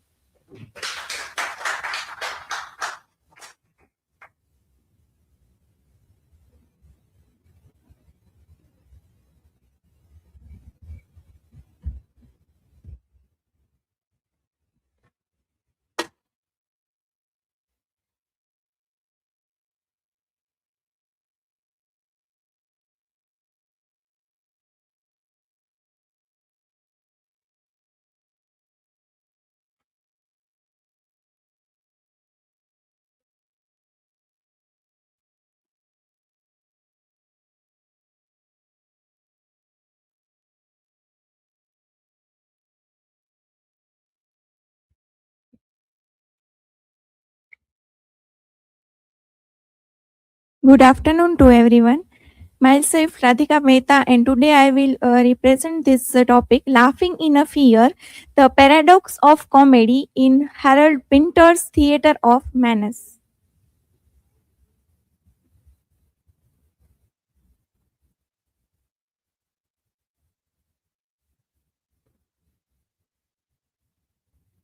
These are my academic information and presentation details, table of content.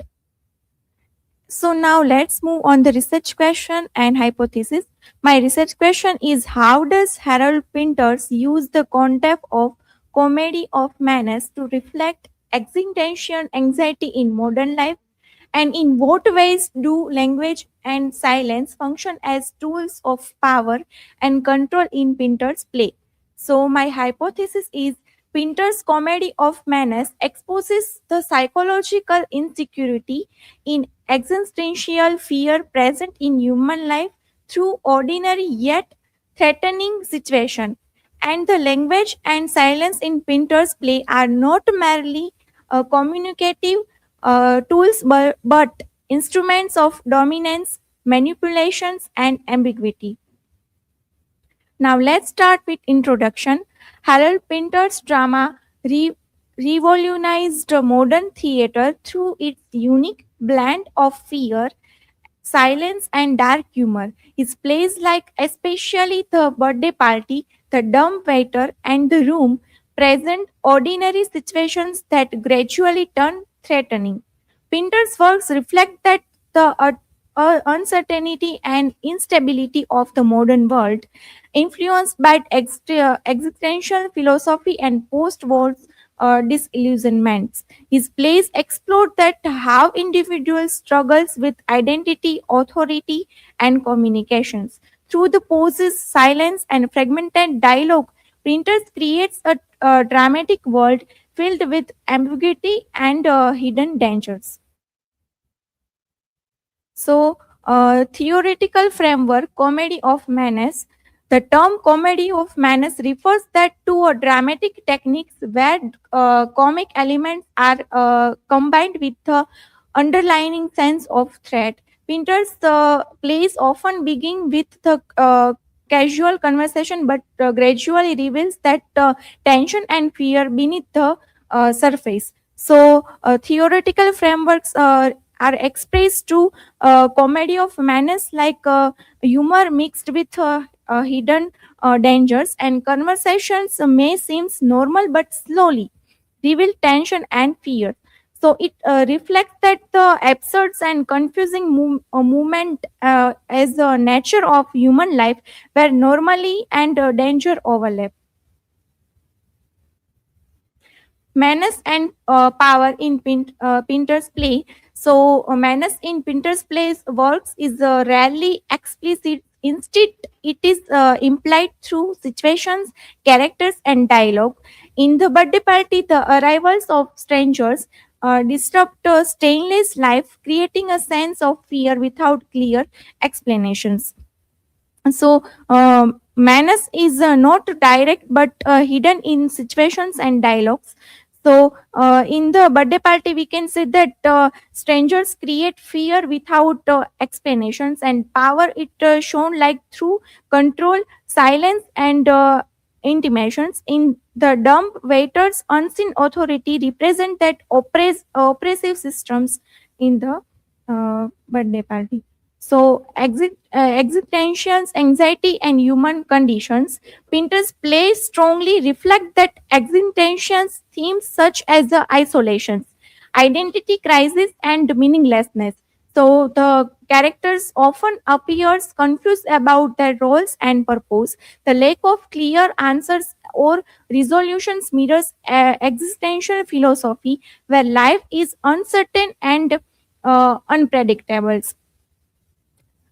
Pinter's play are reflect that existentialism's themes of isolations, confusions, and also meaninglessness in every characters. So feels uncertain about identity and purpose. Life appears unpredictable and unresolved. So fear of the unknown represents the modern human conditions. Now let's move on the language, silence, and ambiguity. One of Pinter's most distinctive technique is his use of pauses and silence. These are not empty movements but powerful tools that convey tension, hidden meanings, and emotional conflict. So Pinter, here we can see that Pinter uses pause and silence as powerful tools, and silence often reveals hidden tension and emotions. Language is uncertain and misleading, and what is not said becomes more important than what is spoken. intermingling of comedy and fear. Pinter's skillfully blends humor with menace, creating a unique theoretical experience. The audience may laugh at absurd situations, but the laughter is often uneasy. This mixtures of the farce and fear is particularly evident in the birthday party, where seemingly comic interactions suddenly turn disturbing. These techniques reflect that the unpredictability of life, where danger can exist beneath ordinary experiences. So here we can see that the audience may laugh and but they also feel like uneasy at any kind of situations. At the same times, we can see that the birthday party comics scenes suddenly turns and disturbing. Here are the infographics of the my whole presentations, and here we can see that the all characters analysis.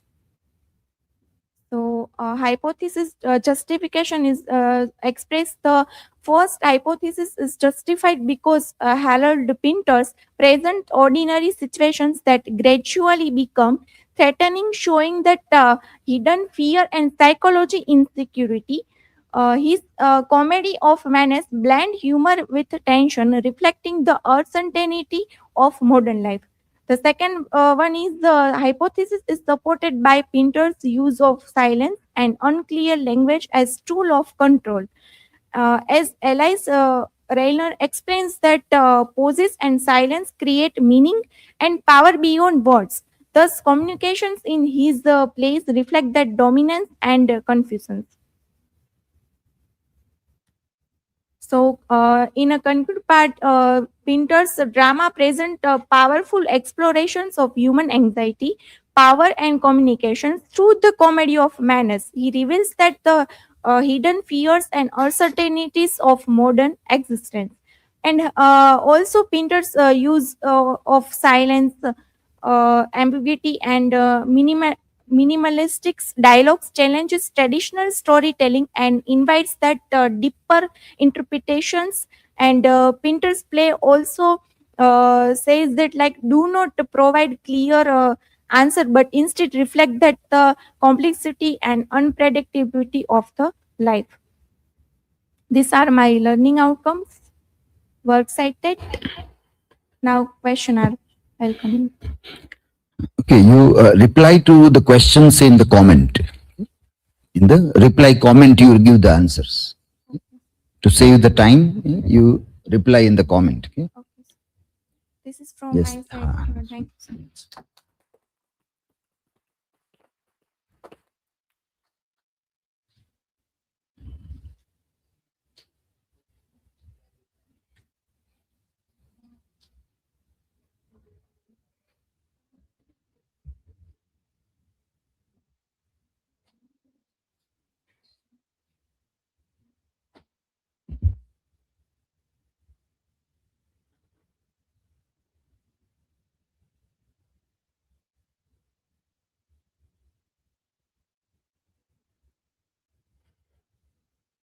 Good afternoon, everyone. My name is Chauhan Siddharth. My presentation topic is war poetry is combat Gnosticism and the emergency of the theater of absurd. Personal information, academic information, table of content, introduction. The introduction, World War One changed not only history but also human understanding. The war destroyed traditional belief about heroism and meaning.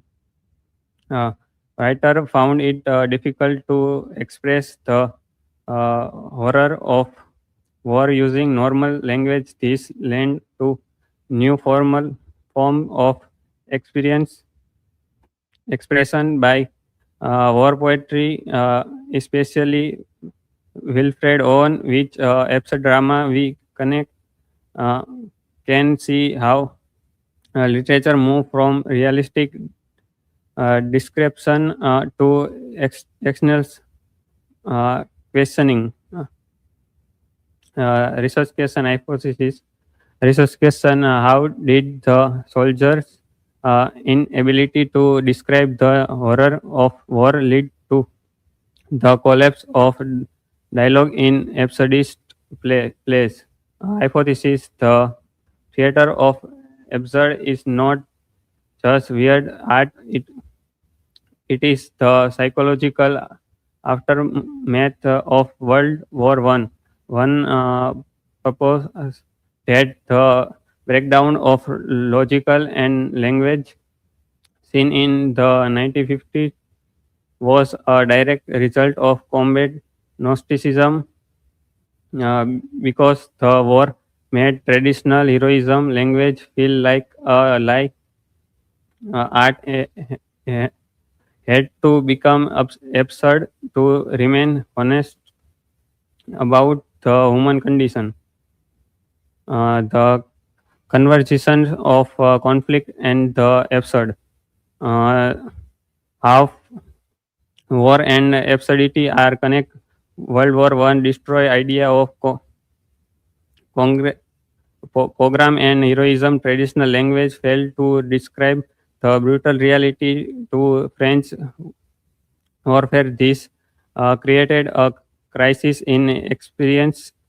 Literature began to move from realistic represents to deeper psychological questioning. War poetry, combat Gnosticism, and absurd drama are all connected as response to this disillusionment.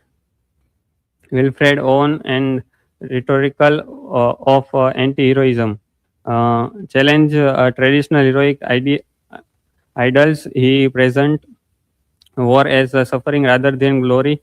His famous idea of the pity of war focus on human pain. He using strong and disturbing imagery to show the true reality of war. On reject the idea that dying for one country is noble. His poetry exposes the gaps between propaganda and real experience. Combat Gnosticism, the ideology of experience that only soldier can truly understand war. It creates a divide between those who experience war and those who did not. This idea gives authority to but also make war seem impossible to explain. Will it respect the soldier experience? It can also make war seem mysterious and beyond understanding. This concept play a key role in shaping modern war literature. The Great War and modern memory. World War One sharp modern consciousness. The war created a sense of irony and disillusionment. Life in the trench was repetitive and meaningless, which affected who people viewed time and reality. The experience of war led to new way of thinking and remembering. Literature began to reflect confusion, fragmentation, and the loss of clear meaning. The birthday party theater of absurd, a world without clear meaning. This play do not follow traditional logic or structure. Instead, they present confusion and repetition. Language often break down into meaningless dialogue. Absurd drama use humor to show the seriousness of human existence. It reflects the psychological impact of war and the loss of uh, s- in modern life. Literary literary context of the absurd. Modern literature reflect a world that has lost stability and absurd work combine reality with strange and element. Character often lack clear identity or purpose. These reflect the confusion of modern life. Literature uh, literature becomes focused on themes like emptiness and meaninglessness. These ideas show how deeply war and modernity have human thought. A playwright and the absurdity's vision.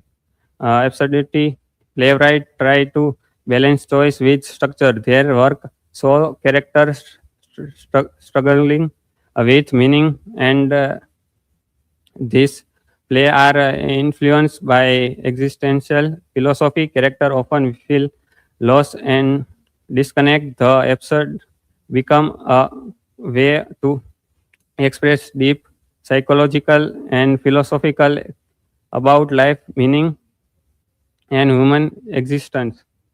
This is conclusion. The journey from war poetry to absurd drama show how literature respond to trauma. War destroyed traditional meaning, and uh, writer had to find new way to express reality. The silence of soldiers became silence of absurd characters. Absurd literature is not meaningless; it is a truthful response to a world shaped by war and suffering. This is infographic from trenches to the stage, the lineage of the absurd. This is my references, and thank you. Any question? You can reply in the comment. Okay. Yeah. Thank you from my side.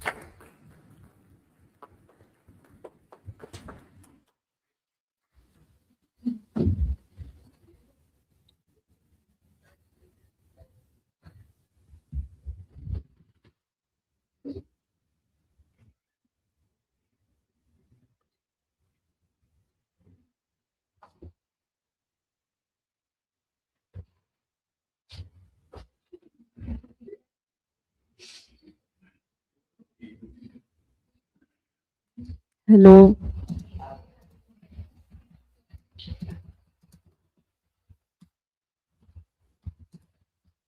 So, hello everyone. My name is Priyanka, and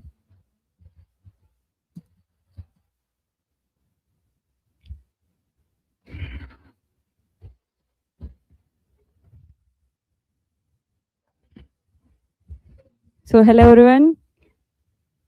I'm Priyanka, and today I'm going to present on Meaning is Dead, the rise of absurd and postmodern thoughts.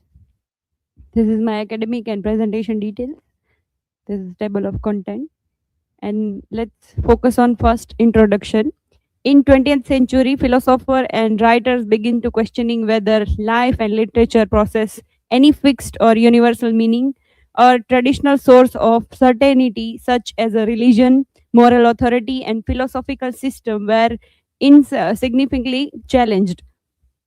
Absurdist philosophy, especially in works of Albert Camus, explain that human search for meaning in universe that appears in indifference. This conflict between human desire for meaning and the silent word creates the absurd.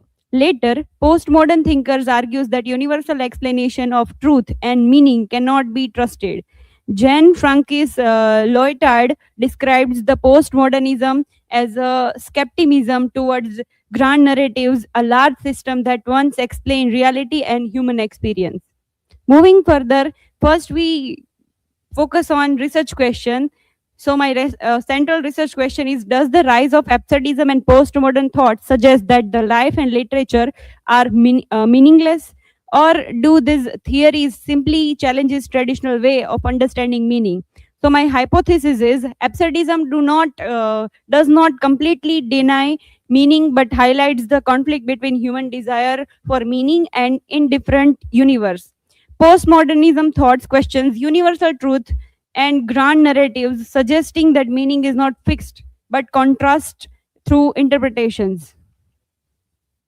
Let's focus on literature review. So discussion is scholars explain that absurdism emerged from conflict between human beings' search for meaning and the universe apparent indifference. Philosophical study also explore how feeling is absurdity, anxiety, and uncertainty shaped modern discussion about the meaning of life. And literature also critics highlights that development of theater of absurd, where dramatic works reflect the confusion and meaninglessness experienced in modern society. Some scholars connect postmodern theory with the decline of universal truth and stable meaning in literature and culture. So let's see philosophical background. So modern philosophy increasingly questions whether life has clear or objective meaning. Many thinkers argue that individuals must confront uncertainty about purpose and existence. The idea of absurdity arises when humans seek meaning but encounter a universe that does not provide clear answer. This tension between human expectations and reality become a central philosophical problem. Some scholars like Sardan argues that or describe that absurdity as a condition of modern life in which traditional belief and stable expectations no longer fully explain human experience. So concept of absurd, let's see. The concept of absurd emerge from the conflict between human desire to find meaning and universal apparent indifference. When individuals search for order, purpose, and explanation but fails to find a clear answer, they experience the condition known as absurdity. According to scholars from my references of existence philosophy, the absurd highlights the tension between human expectations and the reality of world that does not provide definite meaning. Absurdist philosopher Campus told that Albert Campus is one of the key thinker associated with the philosophy of the absurd. He argues that human beings naturally search for meaning, order, and purpose, but the universe does not provide a clear answer. This conflict between human desire and silent worlds create the experience of absurdity. And Camus suggests that recognizing the absurd does not mean surroundings to desire. Instead, individuals must confront the absurd conditions, the continue living with the awareness and resistance. So, moving further, theater of absurd in modern literature. The theater of absurd emerged in 20th century as the dramatist moment that reflects the sense of confusion, meaninglessness, and experience in modern life. This play often present illogical events, repetitive dialogues, and situations that challenges traditional dramatic structure.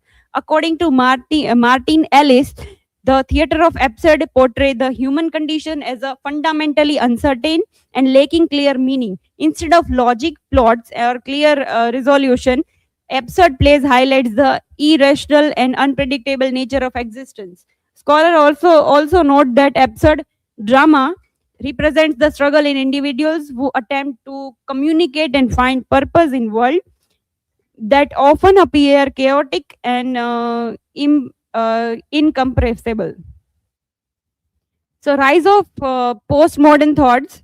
In late 20s, postmodernism emerged as a major intellectual movement that questions traditional idea about truth, knowledge, and meaning. Postmodern thinkers challenge that the belief that there are universal explanations or stable, fundamental, or understanding reality. Scholar describes that postmodern as a shift away from certainty and order associated with the earlier philosophical tradition. This perspective influenced literature, philosophy, and cultural study by encouraging readers to question authority and establish narrative and assumption that texts have single definite meaning. It is a quote from Jean Francis Loyton that simplifying to the extreme, I denied postmodern as a incredulity towards meta narratives. So let's focus on collapse of grand narrative. Jean is one of the most influential thinker of postmodern theory in the postmodern condition. He explained that postmodernism is defined by a skepticism towards grand narratives such as religious progress and enlightenment that once claimed to provide meaning and truth for society. So let's focus on Ronald Barthes, The Death of the Author.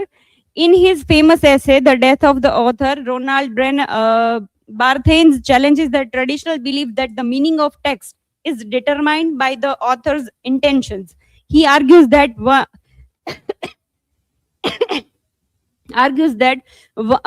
a text is written, the author's authority over its meaning disappear. And this idea reflects a key aspects of postmodern thoughts where meaning is no longer stable or controlled by a single authority. It's readers' interpretations. So, absurdity and meaning in contemporary culture. The idea of absurdism and postmodern continue to influence contemporary literature and culture. Modern writers, critics often explore themes such as uncertainty, fragmented identity, and difficulty of finding clear meaning in the complex world. So, in conclusion, is meaning is really dead? So, absurdism and postmodern thought challenges the idea that life and literature have fixed or universal meaning. Absurdist philosophy shows that conflict between the human search for meaning and the indifferent universe. Postmodern theory further questions that universal truth and emphasize multiple interpretations of knowledge and literature. Thus, this theory do not completely destroy meaning, but change the way meaning is understood and interpreted. So this is the quote by Albert Campus, and this is whole infography.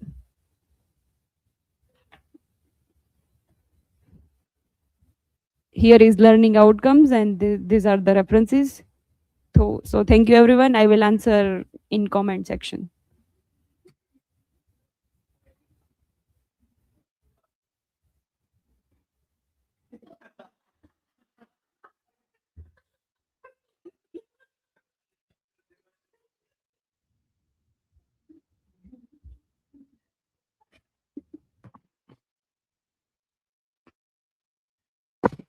Hello.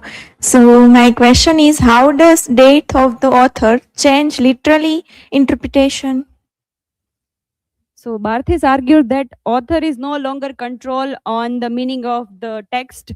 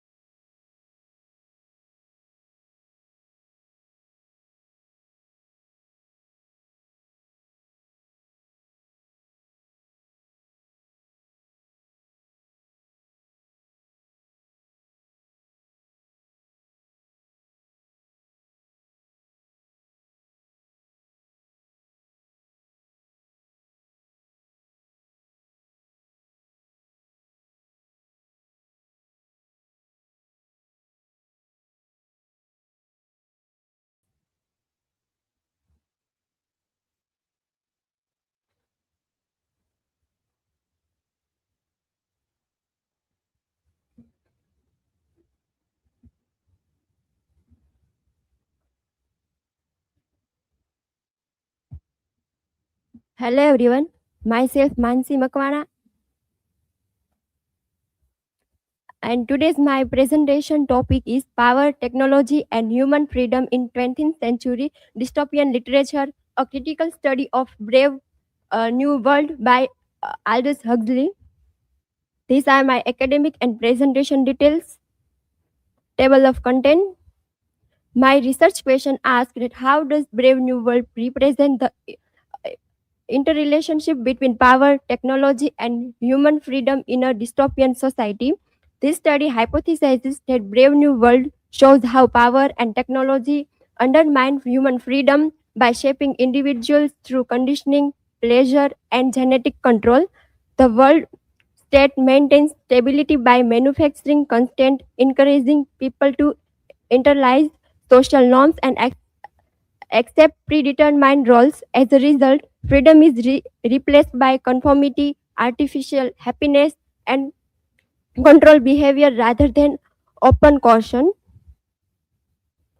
A 20th century dystopian literature reflects a growing concern about the impact of science, technology, and modern systems of control on human life and society. Brave New World by Aldous Huxley portrays a highly regulated society where stability is maintained through technological advancement and social conditioning. Also, the novel presents the use of genetic engineering and hypnopedia and the pharmacological substance like soma as a mechanism to ensure social order and eliminate conflict. Also, power in this dystopian world operates through subtle forms of control, shaping individuals' thought and behaviors rather than relying on direct force. The theoretical framework of Brave New World is divided into two ways. First is the psychoanalytical approach examines how emotions, desire, and family bonds are substrate to maintain social stability in Brave New World. On the other side, the technological determinism shows how science controls society through genetic engineering, conditioning, and soma. Biopolitics and the architecture of power in Brave New World. In Brave New World, the world state controls individuals through genetic engineering and caste systems that assign fixed roles of from birth. People are conditioned to accept their positions as natural, while technologies like hypnopedia and soma suppress critical thinking and emotions. This combination of biological control and psychological conditioning ensures conformity, artificial happiness, and stable social order. Then, psychological conditioning and the manufacture of consent. In this slide, I put how Brave New World uses psychological conditioning to manufacture consent. Individuals are trained from childhood through hypnopedia and repeated reinforcement to accept societal norms and their predetermined roles without questioning. This process suppresses the critical thinking, emotions, and individuality, which also leading people to conform willingly to authority. Continuously repetition of ideas also ensures long-term stability by eliminating dissent and turning external control into internalized obedience. In Brave New World, technological rationality is used to organize society in a highly efficient and controlled manner, where scientific advancements such as genetic engineering and conditioning are employed to maintain stability and eliminate conflict.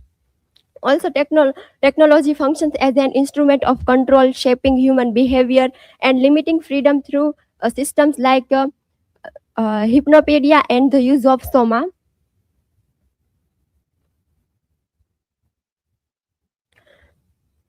Consumerism as a mechanism of control. Consumerism in Brave New World is used to encourage the constant consumption, which prevents critical thinking and maintains social stability. Pleasure is a tool of domination. Pleasure supported by entertainment and soma creates artificial happiness that suppresses emotions and discourages resistance to authority.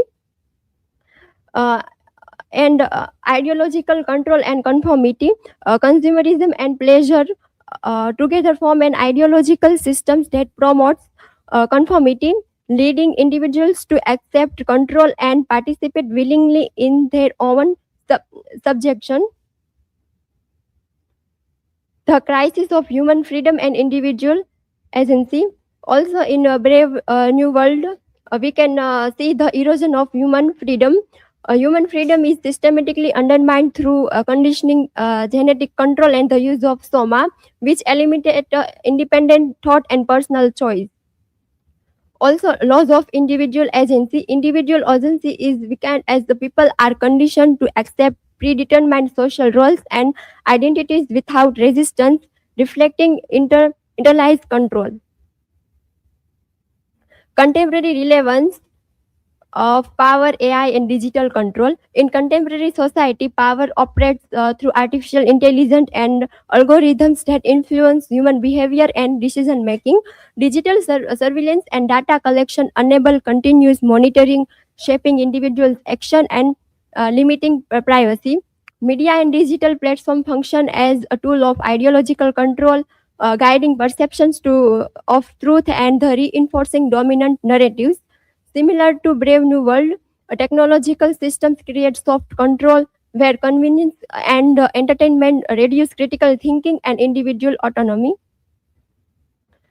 The hypothesis is proven through the analysis of Brave New World, which clearly demonstrates that power and technology function together to control individuals by shaping their thoughts, emotions, and behavior from early stage of life. The novel shows that conditioning, genetic engineering, and the pleasure-based systems are used to manufacture constant, ensuring that individuals internalize societal norms and accept predetermined roles without resistance. Rather than using force, the world state maintains stability through psychological control, co- consumerism, and artificial happiness. This confirms that human freedom is not directly denied but gradually replaced by conformity, comfort, and control satisfaction, thereby validation the hypothesis. In conclusion, the study of Brave New World by Aldous Huxley demonstrates that 20th century dystopian literature offers a critical perspective on the relationship between power, technology, and human freedom. Also, Huxley presents a society where control is achieved not through force but through conditioning, pleasure, and technological systems, leading individuals to internalize authority and conform willingly. Throughout this presentation, uh, I learned I learned develop a comparative understanding a dystopian literature as a critical reflection of 20th century social, political, and technological concerns. These are my references, and thank you. If anyone has question, feel free to ask. Okay, so thank you. This is from my side.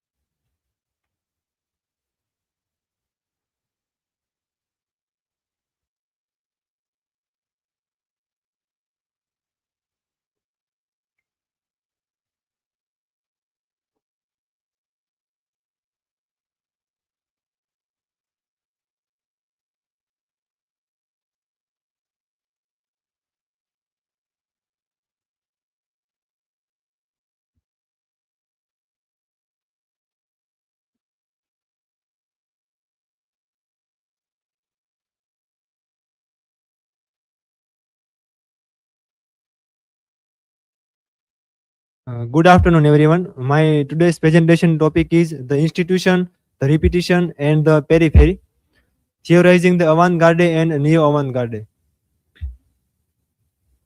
These are my academic and presentation details. This is the table of contents. My research question is, how does the neo-avant-garde negotiate the failed historical project of the original avant-garde, and how does the post-colonial periphery decenter this Western narrative? My hypothesis is the neo-avant-garde is a deferred comprehension. of the historical avant-garde's institutional critique. At the periphery, artists appropriated avant-garde syntax as a vital weapon of anti-colonial resistance rather than an aesthetic game. Introduction is historical avant-garde from 1910 to 1925. It started from Dada movement, surrealism, and constructivism. Crisis of bourgeois society aimed to merge art with the praxis of life. Neo avant-garde, spanning roughly from 1950s to 1970s. The major movements was pop culture, conceptual art, institutional critique. Its context was post World War II, consumer capitalism, the reprise of historical strategies within the museum space. Peripheral modernisms. 1920s onward, artists utilizing avant-garde rapture to subvert imperial cultural hegemony. Peter Berger, the pioneer of the avant-garde movement, he says the avant-gardist protest whose aim is to reintegrate art into the praxis of life reveals the nexus between autonomy and absence of any consequences. The target was that Berger posits that the historical avant-garde sought the sublation of art into the praxis of life, taking the very institution of art itself. He argues that this unification can only succeed by liberating aesthetic potential from the institutional constraints which block its social effectiveness. Ultimately, the historical break resulted not in destroying the institution but in the destruction of the possibility of posing aesthetic norms as valid ones. The paradox of neo avant-garde. Berger argues that the neo avant-garde staged the break a second time, resulting in a manifestation void of sense. By repeating historical gestures within a museum setting, the neo avant-garde unwittingly institutionalized the avant-garde as art and thus negate genuinely avant-gardist intentions. The genuine intention of avant-garde movement was to get the art out from the museums and let it be available for the common public. But what a neo avant-garde does was that they let their art, the new kind of their arts, back into the museums. Just as Bucklow argues that the neo avant-garde provided cultural legitimation for the post-war liberal burgesses. Consequently, as Bucklow argues, these one radical strategies now mainly serve the transformation of the burgess public sphere into the public sphere of the corporate state. Case study: the monochrome paradigm. The action: it exhibits three canvases of pure primary color, red, yellow, and blue, that ultimately symbolizes nothing and are mostly against the conventional art or paintings. Its intent was to lay the foundations for a new culture of the collective rather than continuing one of the specialized burguesian elite. They did not want to paint or do anything for the elite society. The neo avant-garde reputation, Klein, 1957. This image you can see is the of from Klein, the plain blue color. There is nothing significant in it. Klein's neo avant-garde reputation dictated the concept of art as transcendental negation and esoteric experience, designed precisely for that some burgess elite. And in fact, these kind of paintings were purchased by the elites as well. Nachträglichkeit, deferred action. This is the concept by Sigmund Freud, where we see that when you have any memory of trauma, you cannot realize that right away, but you need some time. When you grow up, you realize these the main significance of these traumatic past. Such as Hal Foster defenses of neo avant-garde. He critiques Berger's residual evolutionism for treating the historical avant-garde as pure origin and the neo avant-garde as a raven reputation. As the Berger said that the value of avant-garde is lost, but Foster argues that it is not so. Using Freudian deferred action, Foster asserts that the status of the historical avant-garde is actually retroactive effect of countless artistic responses and critical readings. The act of repetition. Historical events acquire full meaning only through subsequent repetition and strategic revision. Therefore, rather than cancel the original project, the neo-avant-garde might actually comprehend it for the first time. So the value of avant-garde might have been realized late in the neo-avant-garde movement, according to Foster. The evolution into institutional critique. From literal repetition to systematic analysis, the initial reception of the ready-made by the first neo-avant-garde tended to render it formal and or arbitrary, to recop it as art and or a commodity.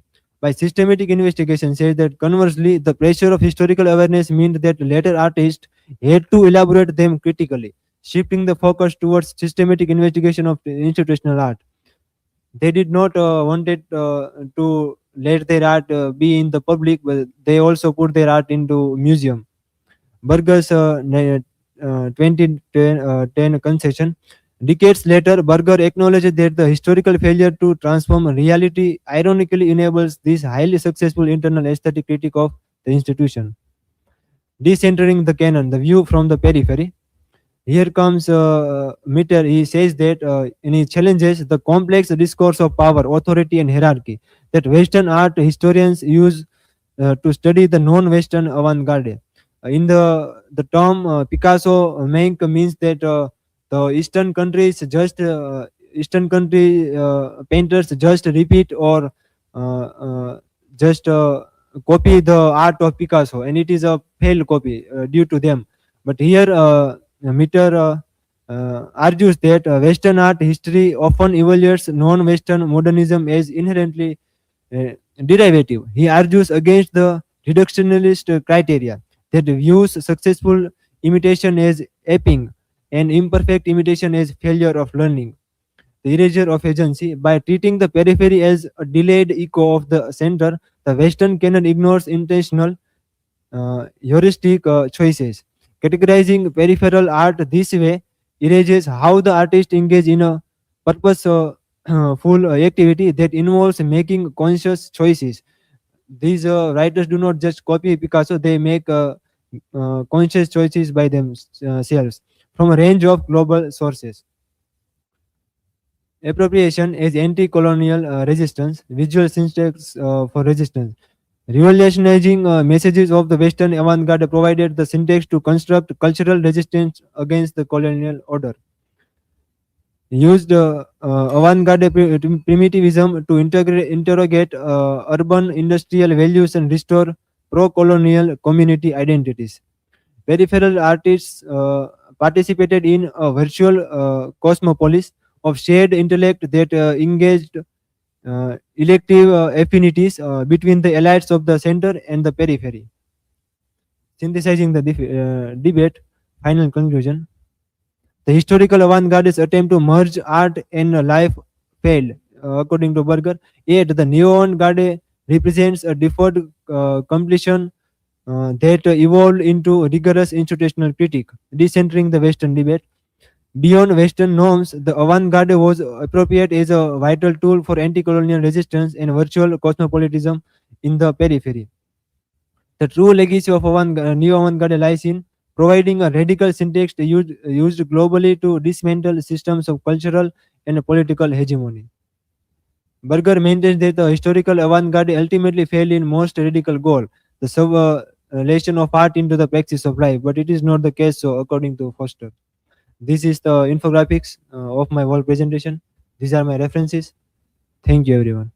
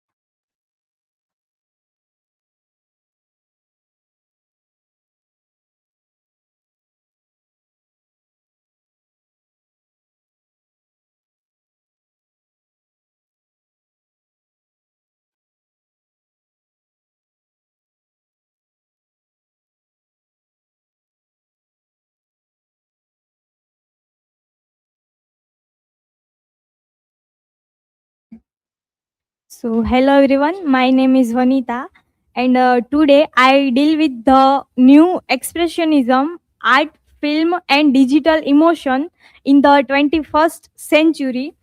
In this presentation, I explore how modern media reinterpret the emotion and stylistic principles of early German expressionism and how they shape contemporary emotional experiences and social perception. These are my academic details and presentation details. So my research question is that how does the new expressionism in 21st century art, film and digital media reinterpret the emotional and stylistic principles of early German expressionism to shape contemporary emotional experiences and social perception. My hypothesis is about new expressionism in contemporary art, film, and digital media reinterprets the core principles of early German expressionism, such as emotional intensity, distortion, and subjectivity through digital technologies, creating immersive emotional experiences that significantly influence individual and collective perception in the 21st century. Now let's start with introduction. Expressionism oriented in early 20th century Germany, focusing on emotional intensity, subjectivity, and distortion of reality rather than realism. In cinema, it used stylized visuals and exaggerated performance to express psychological and social tensions. So today in the digital age, emotions are increasingly shaped and shared through online platforms where media amplifies emotional expressions and collective perception. Thus, the new expressionism reflect the shift from artistic expressions to digitally mediated emotional experience. Now, let's talk about German expressionism. German expressionism emerged in early 20th century Germany as a reaction against realism, focusing on subjective experience, emotional intensity, and inner reality. So, in cinema, it was expressed through stylized shadowing, lighting, and exaggerated performances, aiming to depict psychological depth and social anxiety. So, it is also understood as a state of mind reflecting cultural crisis and emotional tension rather than just a visual style. Now, here is a key film examples. The Cabinet of Dr. Caligari in 1920 is one of the most significant and defining films of German expressionist cinema, often considered central to the movement. This film demonstrates core expressionist features such as distorted set designs, stylized scenes, and shadowing lighting to represent psychological states. So, other films from the 1920 20th period also reflects expressionist tendencies through their use of uncanny themes, symbolic visuals, and emphasis on inner experience. So, these films collectively illustrate how expressionism transforms cinema into a medium of subjective and symbolic storytelling rather than objective realism. Here is core principles of expressionism is characterized by emotional exaggeration, visual distortion, and subjective reality, and also psychological intensity, focusing on expressing inner feelings rather than external appearance. So, imitating objective reality, expressionism emphasizes personal perception and the inner emotional experience of the individuals. The movement emerged as a response to realism, shifting attention from accurate representation to the portrayal of inner visions and emotional truth. So, in cinema and visual arts, expressionist techniques such as stylized sets, lighting, and camera work are used to externalize emotions and psychological states. So, together, these principles transforms art and cinema into mediums that communicate deep psychological experiences and subjective realities. Here we can discuss about transition to new expressionism. Expressionism spread beyond Germany and influenced the global cinema, where its stylistic and emotional principles continue to evolve in international films and artistic practices. Emotional expression remains central in modern media, where contemporary forms of communication continue to prioritize subjective experience and emotional engagement. So, digital platforms act as key environments that shape, mediate, and amplify shared emotions through user interaction and participatory culture. So, new technologies transform traditional expressionist techniques into immersive and interactive forms. Enable deeper emotional engagement through digital interfaces. So, media algorithms play a significant role in shaping emotional perception by controlling visibility, interaction, and the flow of content, thereby influencing collective emotional experiences. Here is a modern expressionism in modern films. Modern films use stylized visuals and exaggerated setting to represent characters' emotions rather than reality. So psychological themes such as anxiety, isolation, fear, and inner conflict are strongly emphasized, and dark, surreal, and dreamlike environments are used to reflect disturbed mental states. So, characters are often shown as alienated individuals struggling with society or themselves. Cinematic techniques like shadows, color, contrast, and usual camera angles intensify emotional impact.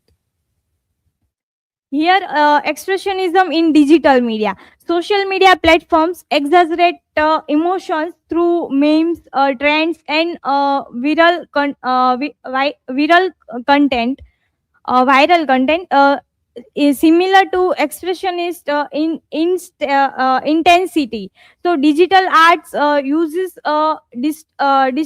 distortion, glitch, art aesthetics, and abstract visuals to represent inner emotion states. Online storytelling focuses more on the emotional impact and subjective experience rather than objective reality. So, digital environments create new form of collective emotional expressions and interaction. Here is gaming and virtual reality. Gaming and virtual reality create immersive and virtual environments that engage users deeply. They generate a strong sense of presence, making users feel physically and emotionally inside the experience. So, player-centered interaction allow user to actively explore and shape their experience. So, interactive storytelling enhance emotional engagement and personal involvement. Virtual reality blur the boundary between reality and imagination through the immersive design and user perception. This is social perception. Digital media platforms play a key role in shaping how individuals interpret events and construct meaning. Algorithms, curation, and platform structures influence the visibility of content, thereby affecting users' perception of reality. Online communication fosters effective public where individuals can connect through common emotions and collective responses. So overall, media environments act as a mediators shape what individuals see, feel, and believe in social context. This is my overall infography. Now conclude this. Early expressionism emphasize emotional intensity, subjectivity, and the representation of inner psychological states rather than external realism. So digital platforms plays a key role in amplifying emotions, shaping how content is shared, and influencing how individuals perceive and engage with media. So overall, expressionism continues to remain relevant today as it adapts to new technological contexts while maintaining its core focus on emotion, subjectivity, and perception. Here is my justification of research question and hypothesis. These are my learning outcomes. These are references. And thank you. If you have any question, feel free to ask. Yes.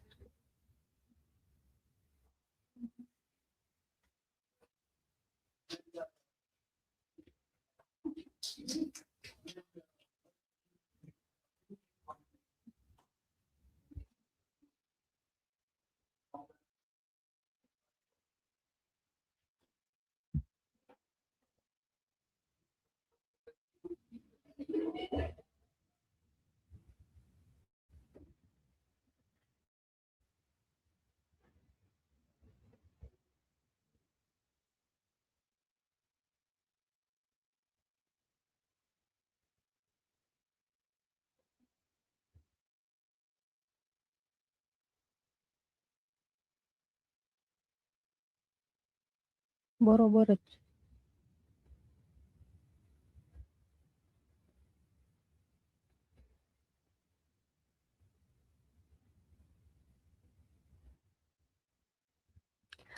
Hello.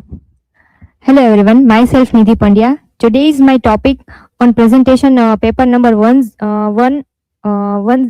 and 10, a history of the English literature from 1900 to 2000, from canvas to catastrophe, existential responsibility in memory and the moral evasion in Masuji Ono and the J. Robert Oppenheimer in the age of AI and the technological ethics. These are my academic and presentation details. These are table of contents.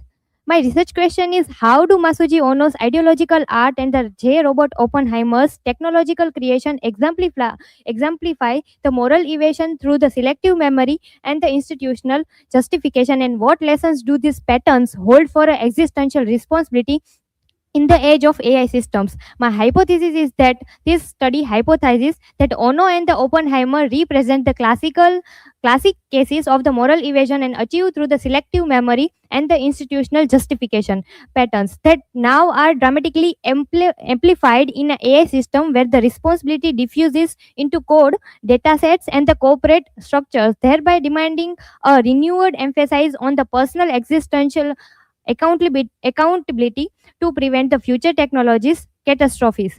My introduction is that we stand at a crossroads where human creators once again risk their catastrophes through the inventions. Ono painted the imperial glory. Oppenheimer unleashed the atomic fire, and today engineers code the invisible algorithms. By examining their shared struggles with the responsibility and the memory, we uncover the timeless patterns and discover why the individual ethical refusal matter more than ever into the AI era. The canvas of the complicity and Masuji Ono as an ideological architecture. Ono's story reveals how the artist become an instrument of the ideology. Now his paintings glorified the empire, yet later narration rewrites his history to preserve the self-image. Now Volkwiz and its interview here highlight that Ishiguro's technique of the using unreliable memory as a cultural critique. This pattern of selective remembering foreshadows both Oppenheimer's reflection and the invisible biases embedded into the today's AI generation and the systems. Rewriting the past, memory, denial, and the moral evasion in Ono's floating world. Here, Ono's memory is not just a neutral, it is a strategic. By selectively recalling artistic success and downplaying the propaganda's harm, he evades the existential guilt. Now, Volkvist here shows that how the Ishiguro turns this unreliability into the profound culture critique. Now, this mechanism of the Daniel appears again in the Oppenheimer's biography and AI system that obscure this training data's ethical originals. Now, birth of a new era, Oppenheimer and the technological catastrophe. Oppenheimer's genius birthed the atomic age, yet the trauma lingered. Rothblatt's account and the biography reveal that initial pride turning to the dread. Here, despite later misgivings, institutional monumentals, and the prevented fuel disavowal. Now, this tension here between the creation and the consequences directly anticipate today's AI developers who code powerful systems while deferring ethical questions to regulator or to the markets. Regretting without reckoning. Oppenheimer's institutional limits. Oppenheimer's regret was real but insufficient. He saw the horror yet remained inside the system. Ardent here analyze the responsibility under the pressure, explain this failure. The biography shows that how the institutional loyalty can neutralize the moral insight. Today's AI engineers face this identical pressures. Funding, prestige, and the national security often silence the very doubts that should prompt ethical exist. To the courage to exist, Joseph Rothblatt's as an ethical counter example. Rothblatt's departure proves here moral courage is possible. He recognized the project's shifting purpose and walked away. His actions stand in a stark contrast to the Oppenheimer's continued involvement. This real historical choice validates the hypothesis. Individuals can reject the system of the destruction. In an age of AI, developers must similarly refuse the projects that threaten the humanity rather than the waiting for the regret after the development. Canvas, catastrophe, and the code. Three domains of the creation compared. Here, canvas, catastrophe, and the code share the same ethical architecture. Creators embed values, nationalist, destructive, or the bias, then evade the ownership. Ono rewrote the history, Oppenheimer stay inside the machine, and AI developer hide behind the complexity. Now, the comparative lens reveals here these are not separate crises, but variation of a one human failure, refusing the existential responsibility for what we bring into being. Diffusion of the blame from the individual to the systematic evasion. Responsibility dilutes as the systems grow complex. Ono blamed the era, Oppenheimer blamed the state, and AI developers now blame the datasets and the regulators. Porter's framework he exposes the diffusion as a dangerous fiction. Rothblatt refused to hide behind the collective effort. Only by the insisting on the individual existential accountability, we prevent technology from becoming an ethical black hole. Visible guilt versus the invisible algorithms, the opacity of the responsibility. Here, guilt was once painted on the canvas or denoted into the desert. Today, it hides inside the neural networks. Bostrom and the Yudvisky exposes how the opacity prevents even basic accountability. Ono and the Oppenheimer could still be confronted. AI system cannot. AI systems, this invisibility is not technical inevitability, but ethical failure that demands the urgent transparency standards. Ethics of the creation, art, science, and the algorithm, reality. Creation is never neutral. Nussbaum here insists the novelist, and by the extension of all the creators, are ethical actors. Ono's paintings, Oppenheimer's bomb, and today's algorithm each reshape the human possibility. The ethical question remains the identical. What kind of the world are we bringing into the being? Are we willing to stand responsible for its consequences? Existential choice and the collective failure. Sartre and the Ardent applied. Here, Sartre and Ardent together dismissed the excuses. Existence demands the choices. Thinking demands the responsibility. Ono and the Oppenheimer failed this test by writing memory and the deferring to the institutions. AI developers now face the same test. Now, this shows the philosopher reminds us that no system, artistic, scientific, or the algorithm absolves the individual from the existential accountability. Literary accountability, Nussbaum's ethical criticism into the action. Nussbaum here argues that the literature itself is ethical conduct. By forcing us to confront Ono's evasions, and Ishiguro sharpens our ability to see the similar invasion in the Oppenheimer and today's AI engineers. Reading becomes moral training. It teaches us to demand the transparency where the power seeks the invisibility. This is why the literary analysis remains the vital for the AI ethics. The new frontier, AI ethics, transparency, and the user first demands. Bostrom warns of the FAQ of the algorithms. Carol here shows the user actually demand the fairness and the transparency. Yet the developers still hide behind the complexity. The evidence is clear. AI repeats the invasion patterns of the Ono and the Oppenheimer unless we enforces user first design and the personal accountability. The age of invisible catastrophe must end with the visible responsibility. This is my justification of the hypothesis. This comparative analysis of the all 12 sources document supports the claim that moral evasion recurs across domain as AI algorithms increasingly shape the society while the inheriting human social structures. Ono's unreliable narration, Oppenheimer's post-war reflection, and the opacity of AI system together reveal the patterns of chosen denial and the urgent need to locate the responsibility for the technological outcomes. Lessons. These are the lessons for today. This is my conclusion. From Ono's canvas to Oppenheimer's bomb to today's algorithm, creators have repeatedly chosen the memory, institution, and the systems to evade the existential responsibility. Yet, Rothbard and the Sartre and Ardent and the Nussbaums reminds us that refusal and the accountability remain possible across all the 12 sources. The comparative journey reveals that moral evasion is never inevitable; it is always a choice. In the age of AI, we must reject the diffusion and the demand transparency, user agency, and the personal courage. Literature, biography, and the philosophy and AI scholarship together offer not merely a warning but a blueprint for the ethical technological futures. The true catastrophe is not creation itself but the creation without the conscience. These are my learning outcomes. These are my limitation and the further scope for the research. This is the whole infographic of my presentation. These are the reference and thank you. Any questions so far?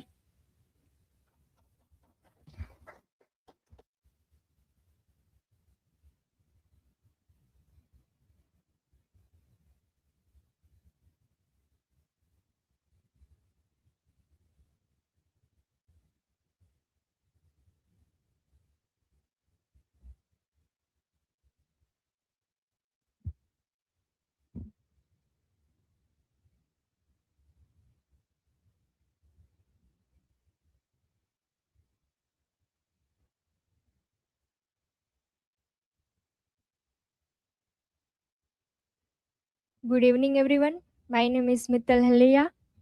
My today's topic is from windmills to Vishwaguru, animals, farm, and the semantic shifts of Amritkal, necropolitics, progress myths, and the recalibration of the Indian democratic allegory. This is my academic information. This is table of contents. So my research question is, how does the Vishwaguru narrative functions as a temporal and semantic windmill, and to what extent does this mythic projection of global leadership facilitate the normalization of necropolitical control over India's marginalized peripheries? My hypothesis is the Vishwaguru discourse operates as a modern Orwellian newspeak that recalibrates the Indian democratic allegory by framing the Amritkal as a sacred temporal utopia. The state successfully masked depending socio-economic disposability and democratic backsliding, transforming the inclusive seven commandments of the republic into regime of effective nationalism, where sovereignty is exercised through the management of death worlds. Introduction. Contextualizing the allegory, the parallels between Orwell's Manor Farm and the contemporary Indian democratic landscape lie in the strategic manipulation of language. In the Animal Farm, the seven commandments were not erased but recalibrated to suit the ruling elite. Similarly, the transition from a post-colonial developmental state to a Vishwaguru identity represents a semantic shift where democracy is reimagined through the lens of Hindu right wings, politics, and populist charisma. constructing the Vishwaguru, the global image as a domestic consumption, populist tools. The Vishwaguru tropes functions primarily as a domestic populist tool rather than just a foreign policy goal. Pride as a compensation, this persona creates a sense of national pride that masks underlining internal socio-economic anxieties. Amrit Kal acts as a mythical future state used to justify present day hardship and state control, validation of power. Global projections validates domestic authority, framing any internal critic as a threat to national prestige. This is said by Cole. Necropolitics and the sacred resistance, the management of life and death in the democratic allegory. Necropolitics is the exercise of sovereignty through the creation of death worlds where a vast population are subjected to condition of life conferring the status of the living dead.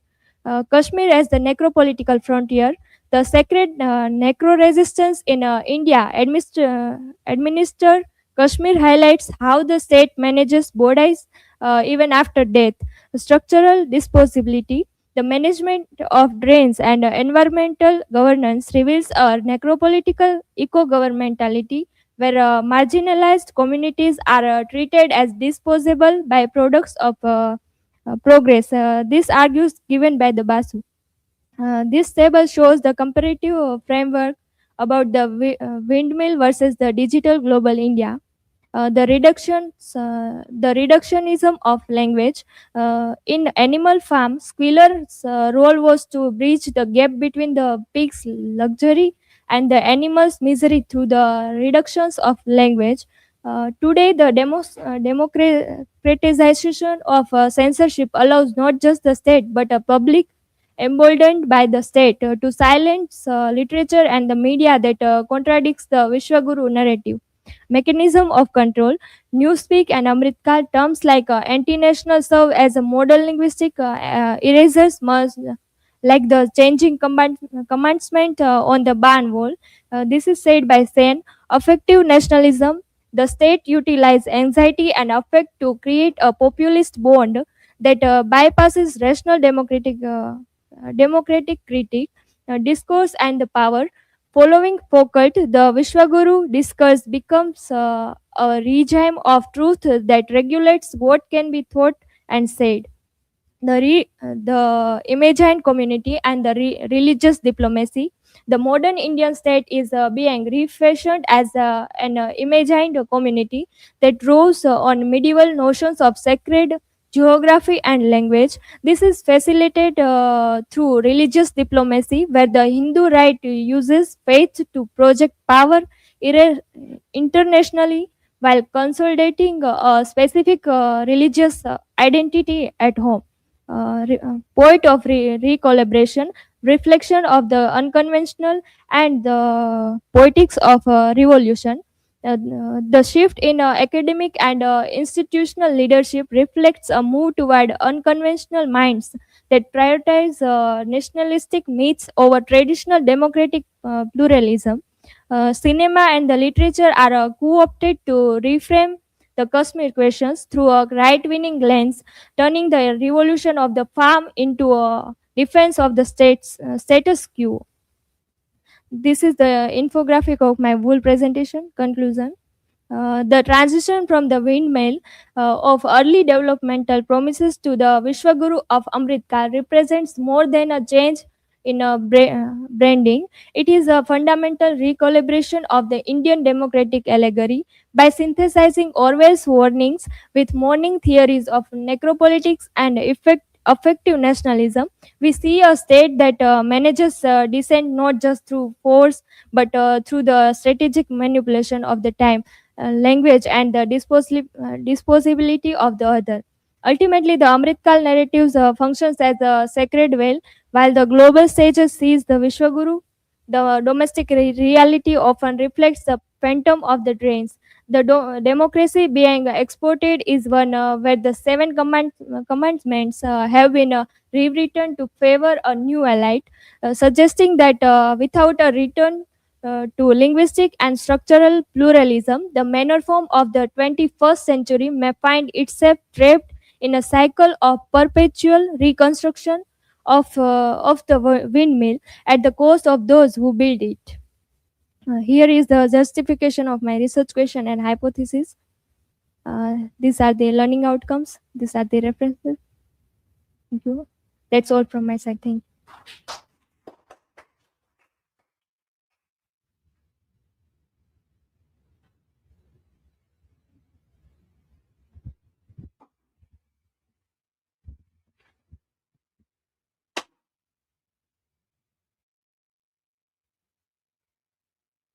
you.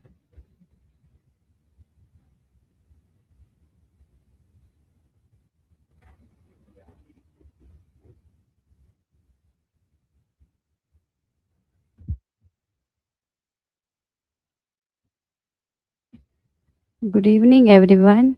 Today's my presentation topic is the death of the death of the arbiter, institutional collapse, and the decentralizations of reality in the age of post-truth algorithm culture, and fragmented epistemologies. Here is my academic and presentation details, table of content, my research questions. How does the decline of a traditional institution like media, academia, and the government change who control truth today, and how do digital platforms, algorithms, and influencer shape what people see, thinks, and believe in post-truth era? Hypothesis: the decline of traditional knowledge authorities has not removed a control over truth, but shifted and reshaped it within a digital platforms, algorithms, and influencers. In this system, truth is driven by visibility, engagement, and data, where power operates through platform structures rather than expertise. This leads of fragmented knowledge, the spread of misinformations, and growing crisis of truth in what is considered truth. Introduction: the post-truth conditions reflect a shift where traditional institutions no longer fully control knowledge, creating a fragmented reality shaped by emotions and digital media, where post-truth is not about the absence of truth, but about the dominance of belief over fact.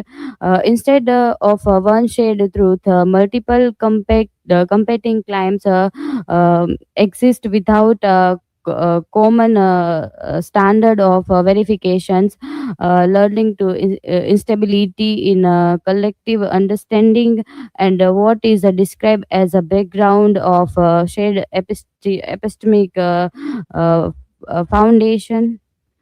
uh, Conceptualizing the arbiter.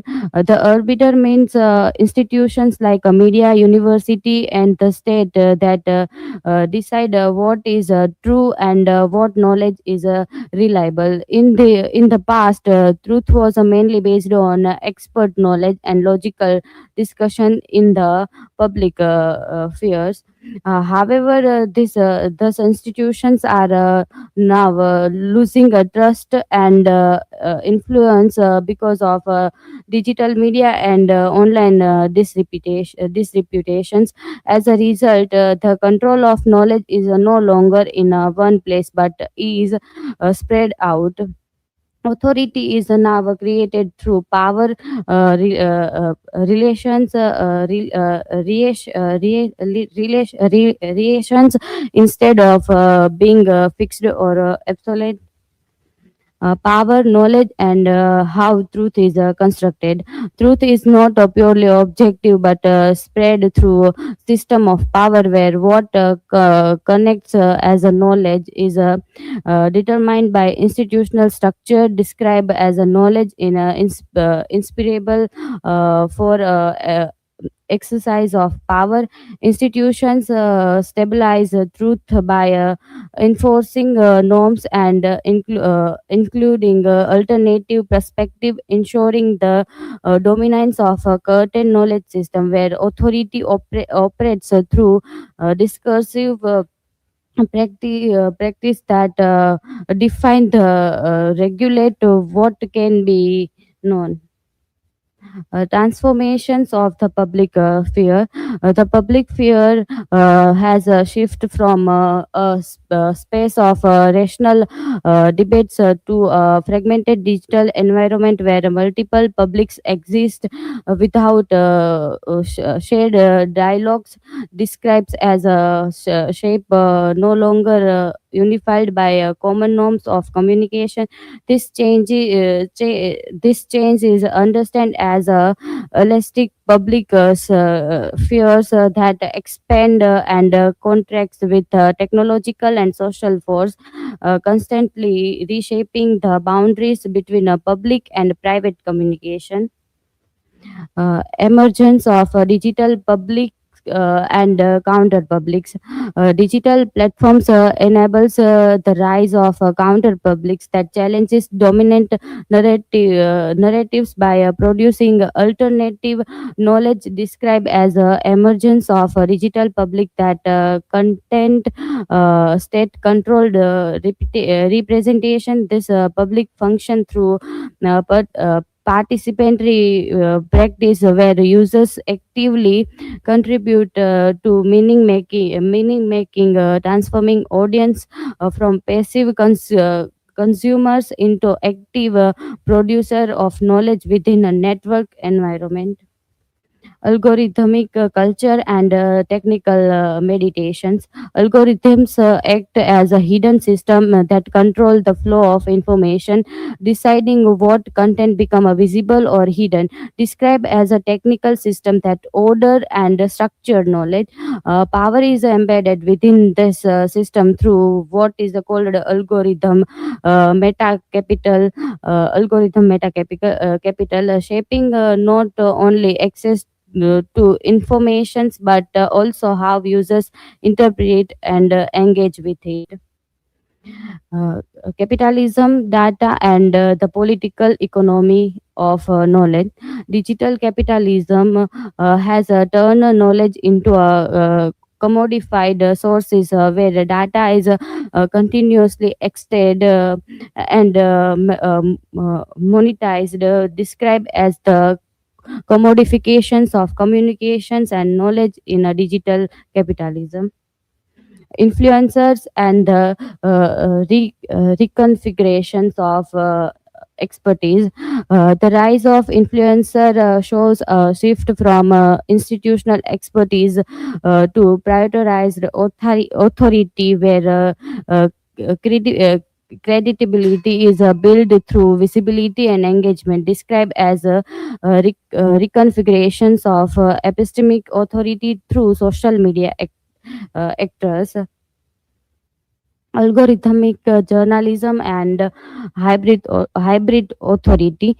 The use of algorithms in journalism has created a hybrid system where the news produce is shaped by both human judgment and automated progresses, described as increasing automations of news selections and production. Misinformation, trust, and platform dependency. Misinformation spread rapidly in a digital spaces because algorithms prioritize engagement, often amplifying emotional or sensational content, described as a system that rewards visibility over accuracy. Post-truth politics and fragmented epistemologies. Post-truth politics works by creating a debate and weakened trust in institutions where the goals is not to disinfect but to undetermine their authority. conclusion, the death of the arbiter reflect a major shift from centralized authority to a decentralized and fragmented knowledge system where truth is no longer controlled by institution but shaped by platform and individuals. Here is my learning outcomes, references. Thank you.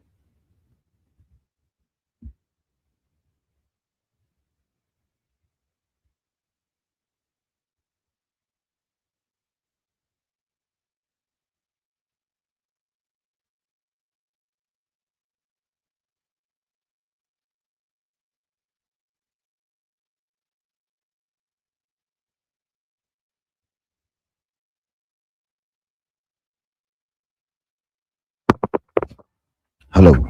Hello. Yeah. Okay, so that was the last one. Okay.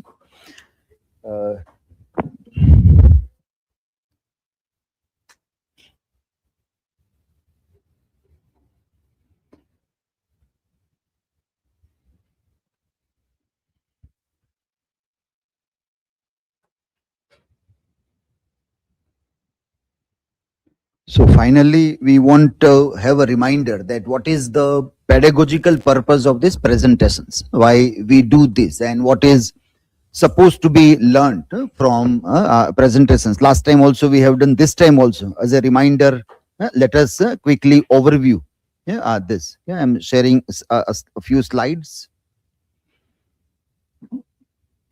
So what are the objectives of presentations, and what sort of learning outcomes are expected when we complete this second season of our presentations? Okay. So we see that assessment and evaluation is two different things. Bloom's taxonomy tries to tell us that how students' performance can be evaluated in terms of lower order thinkers to higher order thinkers, from lots to HOTS, LOT to HOT, and how we also acquire some kind of digital skills in this process. This is a small cartoon which explains the difference between assessment and evaluation. We know that university exams try to evaluate your performance. So university exam will tell you whether you are a first class student or second class or third class, but it will not tell you how or where you can improve to improve your performance or grade. That will not come, only marks will come. And that is why it is known as evaluation. It judges the students. In this internal evaluation process, like when presentation comes under assessment, it doesn't try to judge the person as A grade or B grade or C grade, but it tries to see that every day the quality improves. All the feedback, all the things are for the improvement of the quality, not to judge the students. So these two different purposes are there for term end exams, which are conducted by universities, and the internal assessment, which is done by the teachers and the institute or departments there. Right now we have 70-30 ratio. 70% university and 30% internal evaluation is there. In NEP, it is becoming now 50-50. So from next year, when we will have NEP in department also, the evaluation will be 50% internal, 50% university performance. So the value of this internal work will increase now. So far, that 30% marks are not added in your overall percentage. So even though students perform well or they do good work, mark sheet doesn't reflect the 30% of internal. But in NEP, it will include. So from next year, those students who will come into NEP in PG, those who are in UG, they already are getting that benefit. So even that performance of 30% will be added into your overall percentage also. That is where NEP has that advantage for the students, that there is internal assessment of 50%, and that will be included in the overall performance of the student. So assessment part is given more concentration here rather than the judgment part, that is evaluation one.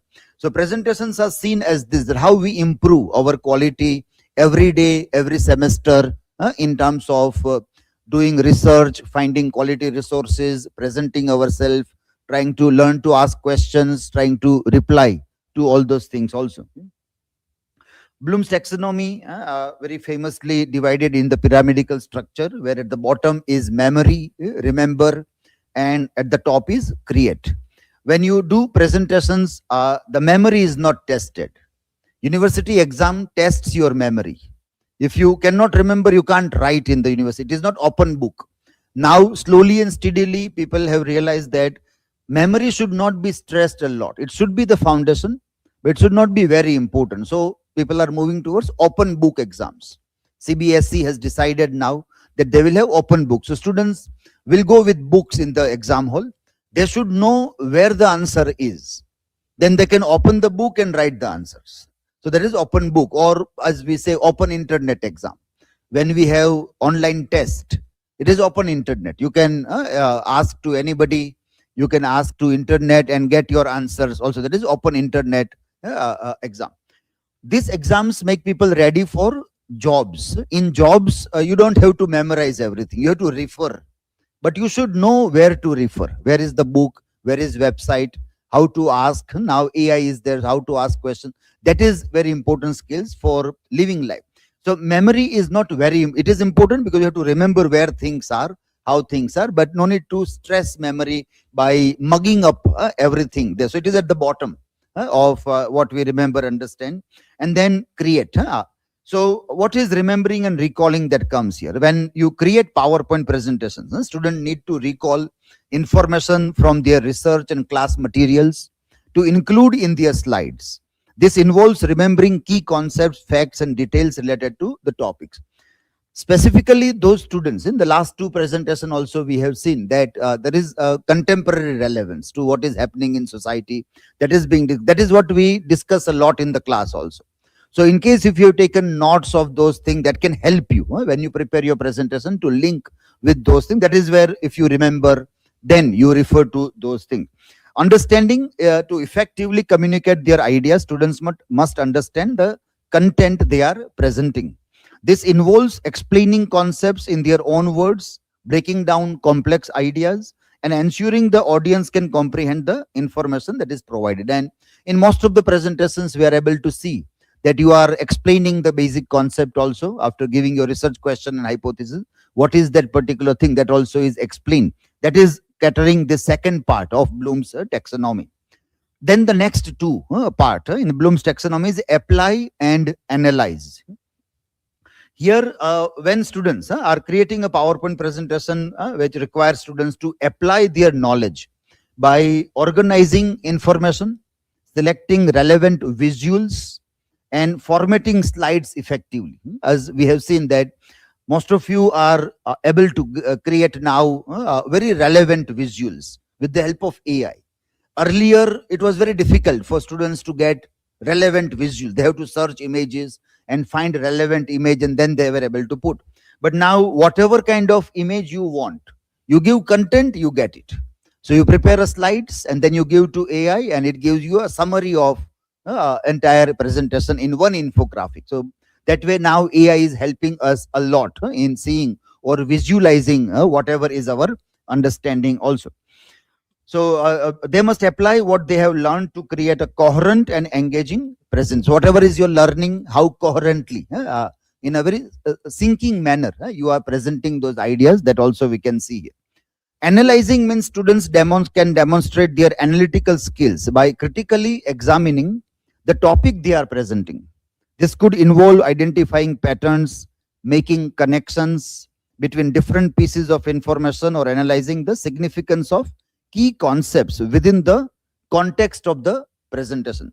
Now, every time we don't see that this is done by all the students. So from here, the pyramid becomes a little bit difficult to climb. As we move towards the top of the Everest, the climbing becomes difficult. So here, analyzing means how you are able to critically use that resources to connect with something else.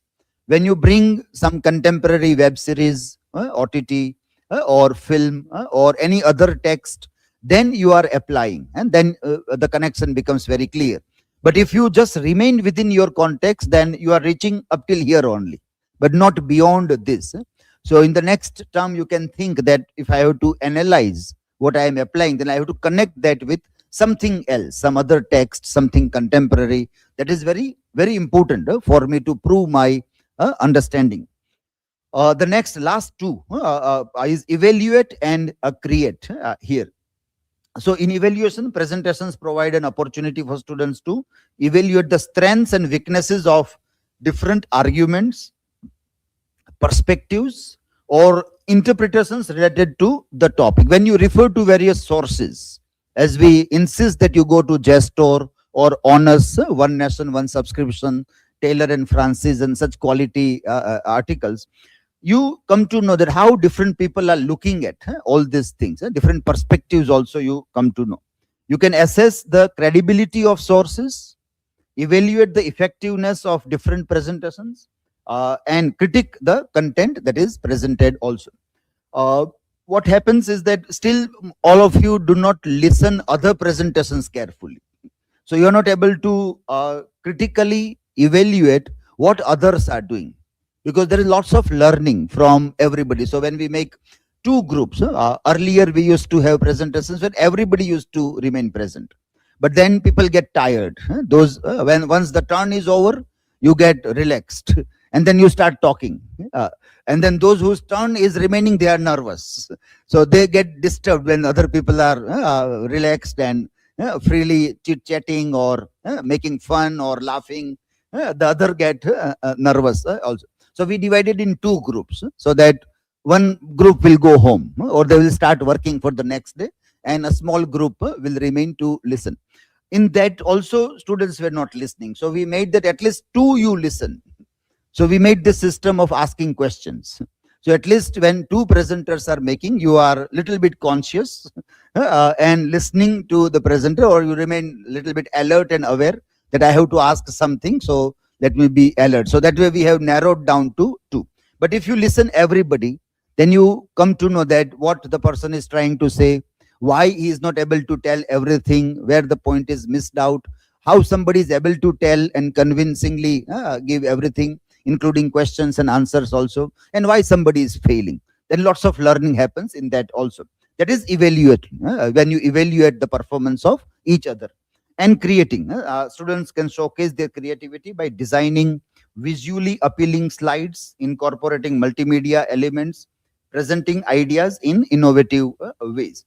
And now AI is helping us a lot in drafting textual content, images, giving a flow to idea, and everywhere AI is very helpful in doing all these things also. So this was according to this Bloom's pyramid, that what are the learning expectations that students can get when they undergo the presentations also. So finally, learning outcome or key takeaways should be something like this. Now, this is happening or not, it is up to you. It is, you have to judge whether ideally something is said, that when you make a presentations, you are supposed to learn all this thing, or such a skill enhancement might happen. But you are better judge of yourself, whether you think that you have learned something, whether your presentation skills have improved, or your even searching skills from internet. Now, if you will search, then will you go for quality work and go to the journal articles and then bring something or not, in variety of ways? What way you think that something that you have improved over time. This was your second season, and subsequently we will have two more also. So it says that it enhances understanding. Students will deepen their understanding of the topic by researching, synthesizing, and presenting information in clear and coherent manner. Now, I do remember that in when we were in masters, there were no such presentations, but our teachers used to take us to other departments to make a presentation. For example, we had been to the commerce department to talk about commercial correspondence, or how for the commerce students the communication English is very important. So that presentation which I made there, I remember even today also. So now I don't have to refer that, and that has become more stronger over time. Now, for you also, maybe the topic on which you presented will remain forever with you. In that area, whenever somebody will ask something to you, you will be able to answer. So you will never forget that in which you have presented yourself. If you are consciously aware about what you are doing, consciously aware while preparing the things, organizing the things, as we suggested, you ask AI to see whether the flow is proper or not. So if you have evaluated your PPTs through AI and then made modifications also accordingly, and then you read everything or you presented yourself, then that will never go out of your memory. It will remain forever. And whenever you want to talk about that thing, you will be more confident in talking about that also. So that is enhanced understanding of the topic on which we present. You might also see that in exam, if there is a answer pertaining to this, then you will be more relaxed in answering that question which you have presented on. Then critical thinking skills are also developed through this. Then communication skills also. As you come and speak here, for many students, they had never spoken anything either in schools or in colleges also. First time they come and they speak. Now, we have seen many of those students, they leave in the first semester. When the presentation comes, 4 or 5 students leave. They will come on the first day and then they will not come on the next day because they get frightened. They get afraid that, well, this is very tough. They have never done that. So if you have ever done that in schools, then you have confidence. You don't have to worry. In college also, if you have done, then there is no problem. But for many, it might be first time. But now in second and the third semester, you will be more confident that you will not be afraid of standing and presenting yourself before anybody or asking the questions also. So from here, when it go to real life situations where seminar conferences are there are unknown speakers there, unknown audience, then there is still a different kind of a fear. Here we are known people, so the fear is less. But in an unknown group, we are a little bit frightened to ask something. But you may get some confidence that how to ask, how to draft your question, then how you can present yourself. That confidence you may gain. We will try to see in the next PhD Viva how many of you are more confident to ask questions now. More and more questions we want when the PhD Vivas happen, instead of silently sitting. So there also we can tell the scholars that you speak only for 30 minutes. We will have 30-45 minutes discussion on your topic. But if you are ready, then if the audience is ready to ask questions, now that way, if you prepare, this is communication skills in such gatherings to speak there. Creative expression, students will have the opportunity to express their creativity by designing visually engaging, that we have seen earlier.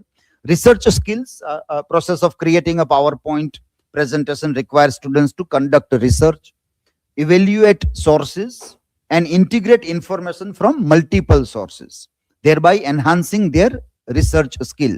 So when people say that, do you have a research skill or not? So sometimes we get confused. What is a research skill? I don't know whether I have a research skill or not. But now this point will tell you that if you are able to search a quality content, not only from one source, from multiple sources, then compile those sources and make something out of that. Like you have made slides out of 5-10 journal articles, another thing. That is research skill. That itself is a research skill. So if you want to write in your CV that, do you have a research skill? You can say confidently, yes, I have a research skill. I mean that I can go to quality content, I can gather good information from that, and I can make a presentation out of those things.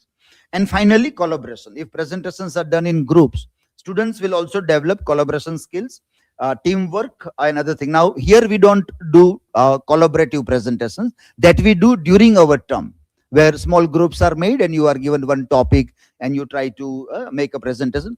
Here, normally it happens that you work together. Those students who are not able to do, some other students are helping them, or you get ideas when you work in lab, which is known as self-access center, SAC, self-access center. So students sit there and they work together and help each other in preparing. That is where collaborative skills, that how we can help each other, that also can be learned from this also.